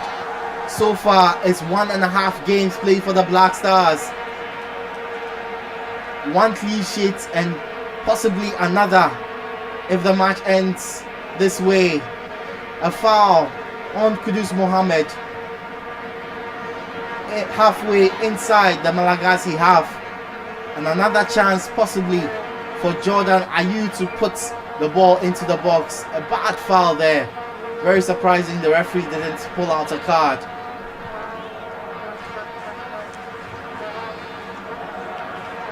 "14 minutes to play in Morocco between Madagascar and the Black Stars of Ghana. Another change. Well, the referee did pull out the yellow card. He did pull out the yellow Thomas card. Fontaine. Yeah. He got booked for that tackle on Mohamed Kudus. A yellow card for Fontaine for that challenge on Kudus Mohammed. Meanwhile, Abdallah comes on for the Malagasy. Another change that they hope can make a difference, can help them find a consolation in this game. But the Black Stars seem to have it in control. Jordan Ayew with a wonderful ball over the top, which finds Jerome Opoku down that left-hand side. The goalkeeper came out, made a complete mess of it. But they finally get it clear. Gideon Mensah puts the ball forward, doesn't get anywhere, but Jordan Ayew steps in yet again. He gets the ball back, finds Gideon Mensah. Kingsley Schindler plays it back to the goalkeeper, Benjamin Asare. Asare holds on to it very riskily, but he eventually gets it clear to the halfway line where the Malagasy take control again. A throw-in for the Black Stars after a bit of pinball in the center line. Asare apologizing to his teammates for taking such a risk, unnecessary risk.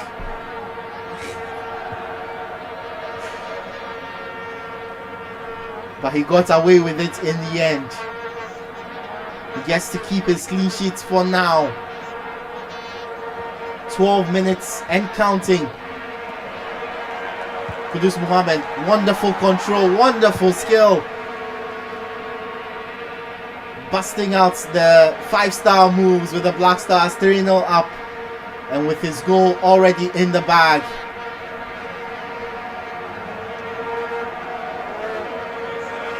Schindler cuts out a pass. Plays it forward to Iñaki Williams. Plays it forward. But it ends up going out for a corner kick for the Black Stars after a deflection. Jordan Ayew would have been upset that Iñaki didn't even try to find him when he made a run into the box. Pretty ironic, that particular situation. Yeah, I think he didn't raise his head and get a proper scan of the field and weigh his options. I think he just made up his mind that he was going to give the ball or drop the ball off to the right side, looking for Mohamed Kudus. Kudus Mohammed's work is done. Off he goes. Off Gideon Mensah goes as well.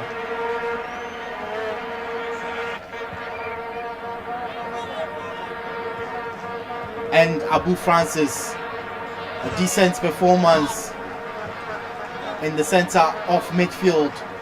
And Esnyama comes on, as does Ebenezer Annan. And Simpson. Yeah, it's good to see Simpson on the pitch. He hasn't had too much, but Jordan Ayew hesitates. His shot is deflected out for another corner. Yeah, I think Simpson did quite well in those games against Niger, and so I think he was called back. He was called back into the national team, and he's maintained his form in the Ghana Premier League, and so he deserved the call up, and rightly so. He deserves to feature in this game with Ghana up by 3 goals to 0. Good cross put in.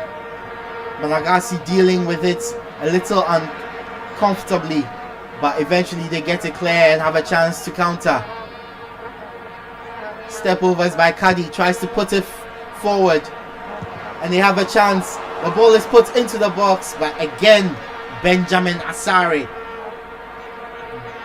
dives onto the ball, grasps it in his arms, his safe arms. His safe arms, and the clean sheet, the second clean sheet for the Black Stars, is of course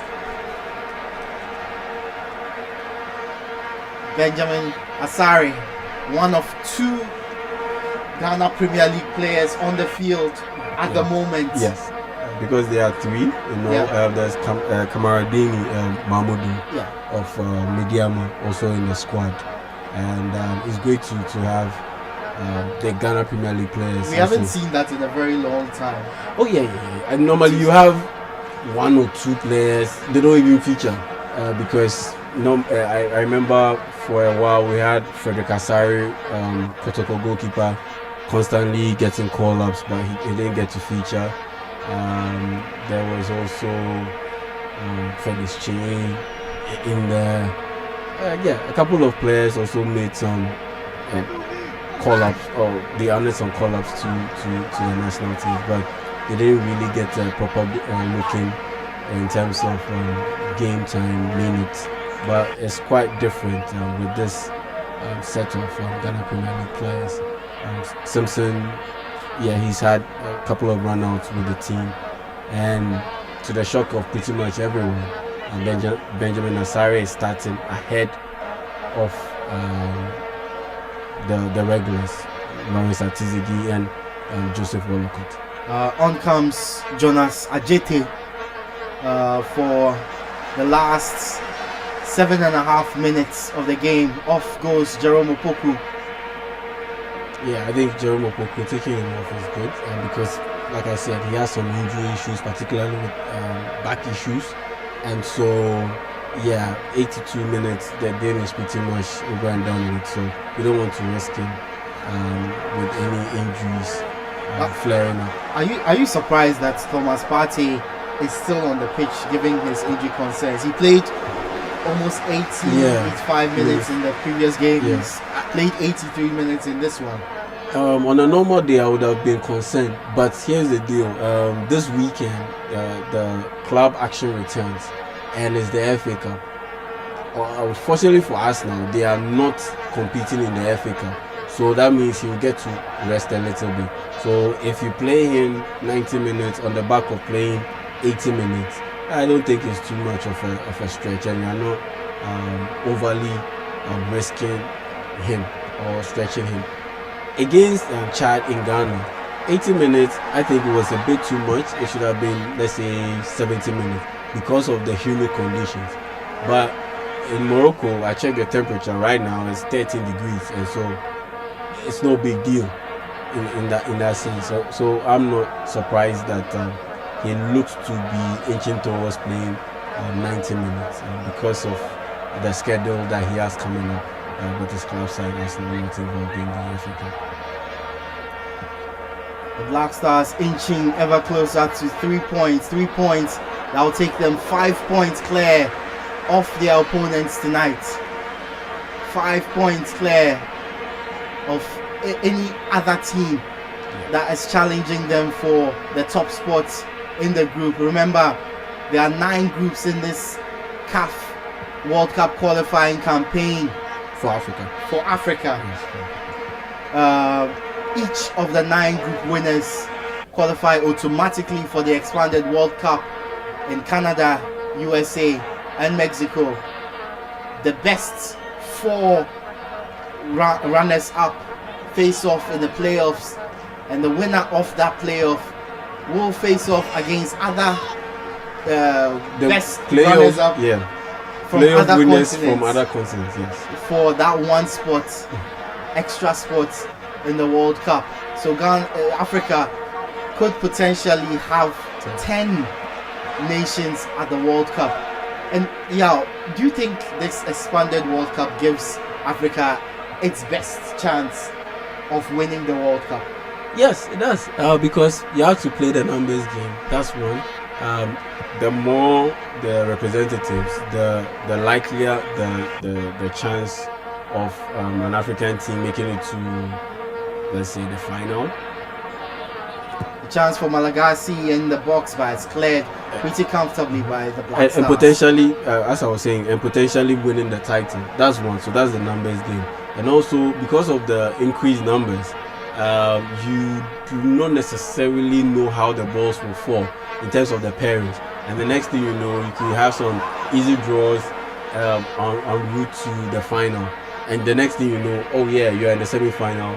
You beat one team, and you're in the final. You have a chance to win it. You look at England's run at the 2018 World Cup, for instance. The teams they played against, Panama, Tunisia.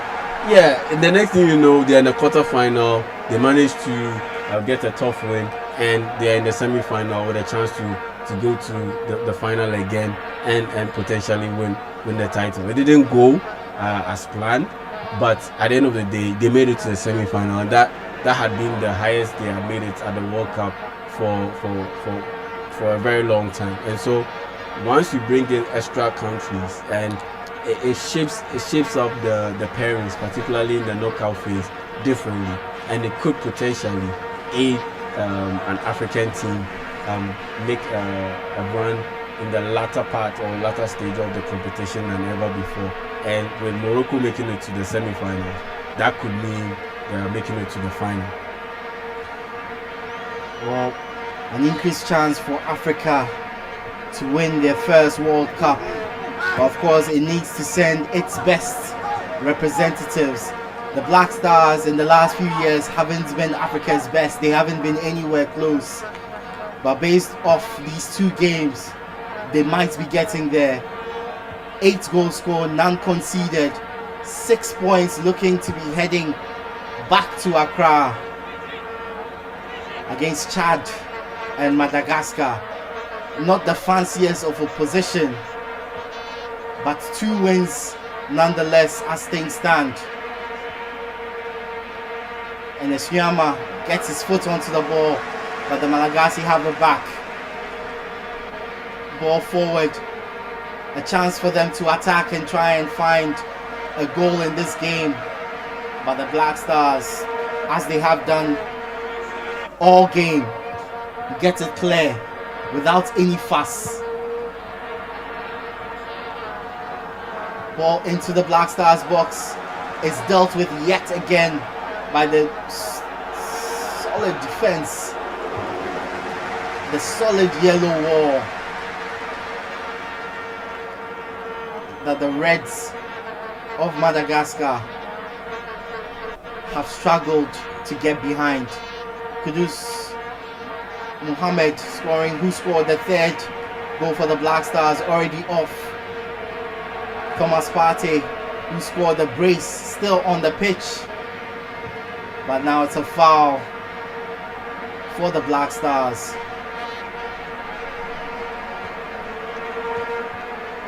Breaking play, all the substitutions, all the breaks in play have certainly disrupted the flow of the game. But a pretty reckless challenge there. A very reckless challenge.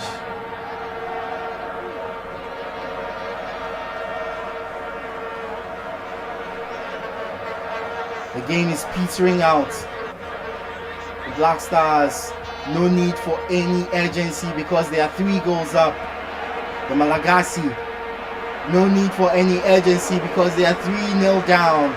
Any goal at this stage will only be a consolation. But the Black Stars looking to get at least one more. Jordan Ayew passes to Thomas Partey, puts it down the left-hand side. The ball into the box is cleared. Malagasy playing out from the back into midfield. Couturier couldn't control.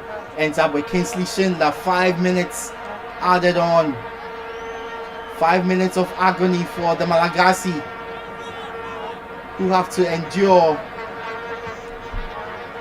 the Black Stars possibly getting a 4th.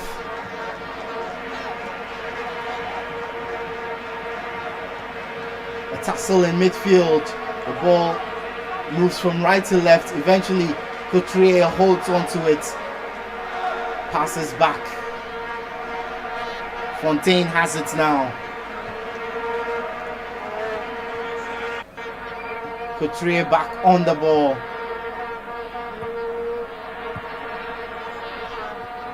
The Malagasy holding on to it in defense, in midfield now, progressing up the field, but a good tackle A very, very good tackle. And the ball. Wonderful tackle from Razak Simpson.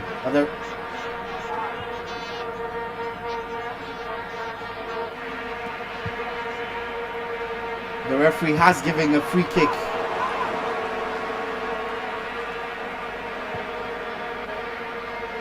To the Black Stars as they look to see out the game. There was a bit of concern when Partey went down, clutching his knee a little, the side of his knee a little bit. He looks to be moving just fine, and he doesn't look to be in much discomfort. So that's a positive sign for him, and that he will be able to complete this game with no physical issues or ailments.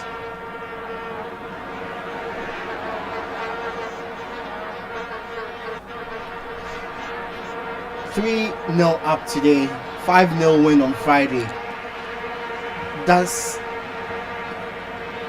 Do these two results against Chad and Madagascar, do they make a case for Otuado, his stay as Black Stars boss? He's been criticized for his lack of tactical nous. He's been criticized a lot. Does this make a case for him to be giving a lot more support as a Black Stars boss? Not yet. Because he played against Chad, he played against Madagascar on a regular basis. Once this group was made or drawn, the focus should have been just Mali. Honestly, if we are keeping it a buck, it should have been just Mali. But because the Black Stars had fallen off so badly, Comoros beat us, and going into this game, there was a lot of concern about the form of Madagascar, particularly with direction from Corentin Martins. And so I don't think this is these past games have been a great test to say Otuado deserves a bit of reprieve from all the stress and all the criticisms that has been leveled against him. I think at this point in time, looking at Mali's late appointment of Tom St. Fate and Comoros falling flat with their campaign, Madagascar doing the same, I think qualifying to the World Cup would be a good thing for Otuado. But the Malagasy almost getting into the box, but the Black Stars defense holds strong. Yeah, but his major test that would bring ultimate comfort would be what happens at the World Cup in 2026, because now it looks very likely that Ghana will be able to qualify to the World Cup, because once this game is done, our next pair of games is that matchup against Chad and I believe Mali. Yes, and Mali. And once you get 6 points, I think we are home and dry, because at the end of the day, Madagascar will play against Mali, and then you have to work the permutations. But this time around, these are positive permutations. And like I said, once you've beaten Madagascar home and away, what that means is you've taken 6 points off a contender. Now it's just 3 contenders: Mali, Comoros, and Madagascar with Ghana. And now we've taken out Madagascar. And so if you can get a win over Mali, that means you've taken 6 points off Mali, you've taken out another contender, and you're almost there. Because Comoros, their campaign, it looks like it has fallen flat, and so once you get past Mali, you get 6 points off them, then you are well on your way to Mexico, Canada, and the United States of America. Final whistle goes in Morocco. 11:54:59. These aren't lottery numbers. These are the moments when the hammer fell on Madagascar. 3 moments of magic orchestrated by Jordan Ayew, finished off twice by Thomas Partey and Kudus Mohammed. When the Black Stars scored 5, they said it was only Chad. The Black Stars have got 3. What are they going to say now? It ends in Morocco. Madagascar 0. The Black Stars of Ghana 3. Yes, it is. It was 5 against Chad because it was Chad, and it's 3 against Madagascar because it is Madagascar. There's an improved play in the quality of the opposition, and so the goals have dropped a little bit. It could have been more, but we said same against Chad. It could have been more, but we ended up scoring 5, and we ended up scoring 3 against Madagascar. So I'm looking at how we perform against Mali under Thompson, who are being coached by Thompson Feet, and that will go a long way to determine how prepared we are to be able to completely break free from that ignominy of failing to qualify to that 2025 AFCON. But moving forward, this brings up multiple questions for Otuado. Is he sticking with the 3-back system? Is he going to stick with Jerome Opoku? If Jerome Opoku isn't around, especially when we are playing at home, because he has back issues and he seemed not to be able to play when Ghana plays at home, either at the Baba Yara or at the Craspo Stadium. Other than that, his back issues will flare up again. If he's not around, Abdul Momen comes in. Does Abdul Momen start, and what does that leave Alexander Juku? All of these questions will have to pop up. Once we have Ali Duseidu and Tariq Lamptey also back in the mix, do these guys start ahead of let's say Kingsley Schindler? Do we have a proper backup option at the left full back or left wing back position for Gideon Mensah? All of these questions will have to be answered, and going forward we will see how Otuado and his technical team will shape these things up, because that will set up a proper team for the World Cup, because now it looks more promising for that Ghana will be able to qualify to that competition next season. Next year. Edwin, I was going to come and sit at the other side, but I'm a panelist today. I want to be on this side today.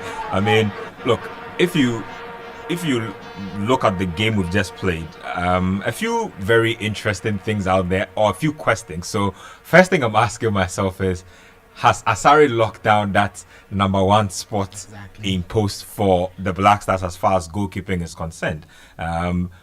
Look, I don't want to be a party pooper, but this is a game where he wasn't even tested. I would say that. Oh, he was even tested more than the Chad game. Yeah, I mean, he was tested at least once or twice. I think he put up. He made one good save. But I'm not going to say that's enough to keep him there. But hey, look, who am I to say that he hasn't earned this place? 2 games, he's kept 2 clean sheets. He's scored 8 goals, and that's fun. Mind you, in the last 10 qualifiers before these 2, he had kept 1 clean sheet. Yep. And then Asare. Asare has come in, kept 2. Assured Asare comes in and keeps 2 clean sheets. The data is clear. Yep. The data is screaming. Yeah, that is fine. Like I said, he's a statistic darling. I mean, the statistics always go in his favor. So you mean the clean sheets and Asare is the classic case of the mini skirt, where statistics show you everything but not everything. Yeah, anyway. Because at the end of the day, you are competing in the Ghana Premier League, a league that ranks 92nd in the world according to the IFFHS. And number what in the world? 92nd in the world, and it ranks below the 92nd in the world, and it ranks below leagues in Nicaragua. Charlie. No. That's what the statistics say. I mean, you can go to the IFF. Nicaragua. Yes, Nicaragua, Guatemala leagues are ranked ahead of the Ghana league. Ahead of the Ghana Premier League. So you have to question the quality of opposition that he faces. That's one. And you transition it to the Black Stars. You transition it to the Black Stars. I mean, he came in and he kept the post in games against Chad and Madagascar. Yeah. So big deal. Let me hear from you. In a game against Mali, you wouldn't put Benjamin Asare in goal. Oh wow. Would I put Benjamin Asare in goal? No, I wouldn't. Hey. No, I wouldn't. Because at the end of the day, the press from Mali, the game plan for Mali would be better than the games against Chad and Madagascar. You don't know that for the quality. No, because of the quality. No, but they have all the quality, and Madagascar and go on top of them on the table. Because at the end of the day, who was the one who was in charge of Mali at the start of the qualifiers? Eric Schell. And for some strange reason, look, he lost just 3 games in the 22 games that he supervised, but it looked like it was situational. I think Mali a lot of draws. I think they've won. Yeah, they had 5 draws. Won a lot of games. They had 5 draws, and he had just 3 losses. But with Mali, the issue is situational. Mali forever are the bridesmaids. They have all the talent in the world, but some way somehow they can't make it to the final of the AFCON. Yeah. They can't qualify to the World Cup. They drop the ball in the crucial moment, and he did it in the AFCON where he had Cote d'Ivoire on the ropes. They had a red card. Cote d'Ivoire had a man down, and some way somehow Cote d'Ivoire ended up beating Mali to qualify to the next stage. And so in his situation, it was just that he couldn't get them to fix a particular situation that affects Mali, and that's why he had to go. And Tom St. Fitz had to come in. So Tom St. Fitz, his mission pretty much is to get them beyond that hump. And he didn't start the qualification or campaign with them. So you're saying, and so at this quality of Mali now, Benjamin Asare is out of his depth. I wouldn't say out of his depth, but he would definitely be tested way beyond what he's gone through playing against Chad and Madagascar. Looking at the quality of the Malian players and the quality of the coach that they've been able to bring in after they let go of Eric Shell. Let's get everyone's let me just wrap up on that. So first of all, I said, my first question is what happens to the goalkeeping slot in Asare going for it? Second thing I noticed, I like that midfield partnership of Abu and Partey. Now, I was very skeptical in the beginning because in the Chad game we played Partey as a single pivot, and rightly so, because you don't play home against Chad, play a double pivot and be defensive, and so that made a lot of sense. I was questioning whether Abu, whose defensive prowess I don't really trust, was going to be a decent partner in the heart of the midfield for Partey, and I liked how they complemented each other. Both of them moved the ball really well.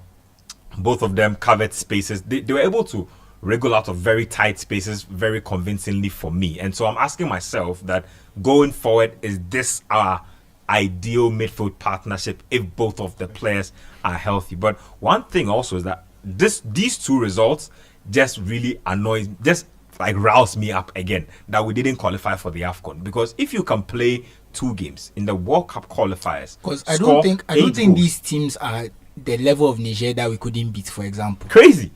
Score 8 goals and not concede a goal, and then so you ask yourself what exactly was happening in the AFCON qualifiers. I said the last time, and Coach Christopher namely didn't agree with me. It's all about the application.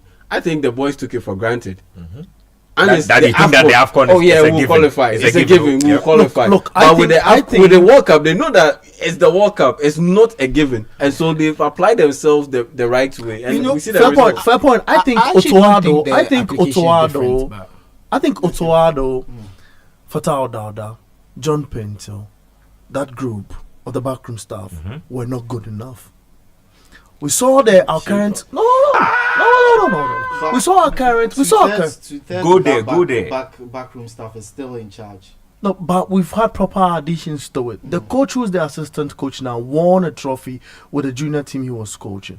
We saw what his play was. The Black Stars are able to swing 5 passes together now. I've seen him at the training grounds with the boys, in clips, and I saw the. Are you saying that the team is playing slicker football because of Desmond Ofe's addition? 100%. With Schaefer, of course. And maybe Chris Pegai, the psychologist. I have a question. Who is the one who's teaching them set pieces? Let's talk about that. That's 3 set pieces. Because remember, we used to complain about set pieces all the time. Now, I suspect that Chad, that set piece goal they considered, that was very poor.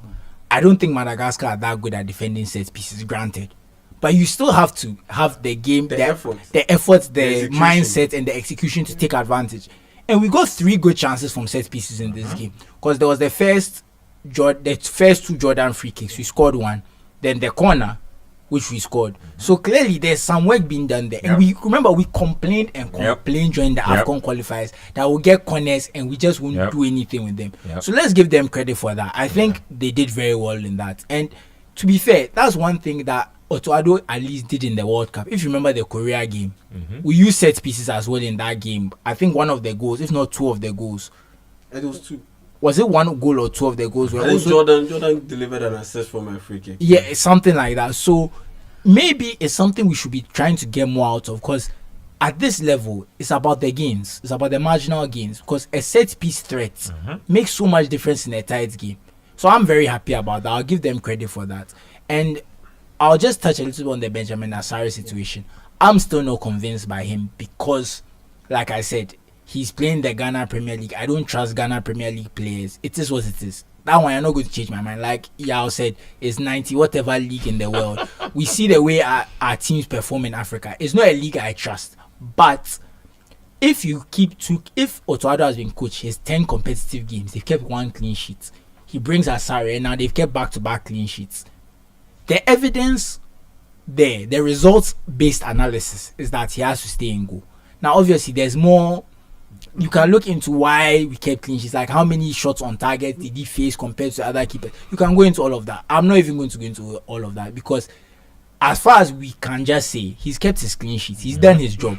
So it would be also a bit unfair to say that, you've done your job, let's drop you. Even though, in my opinion, I don't think he's the best man for the job. But based on what the other people have done, they've not been able to keep clean sheets. I think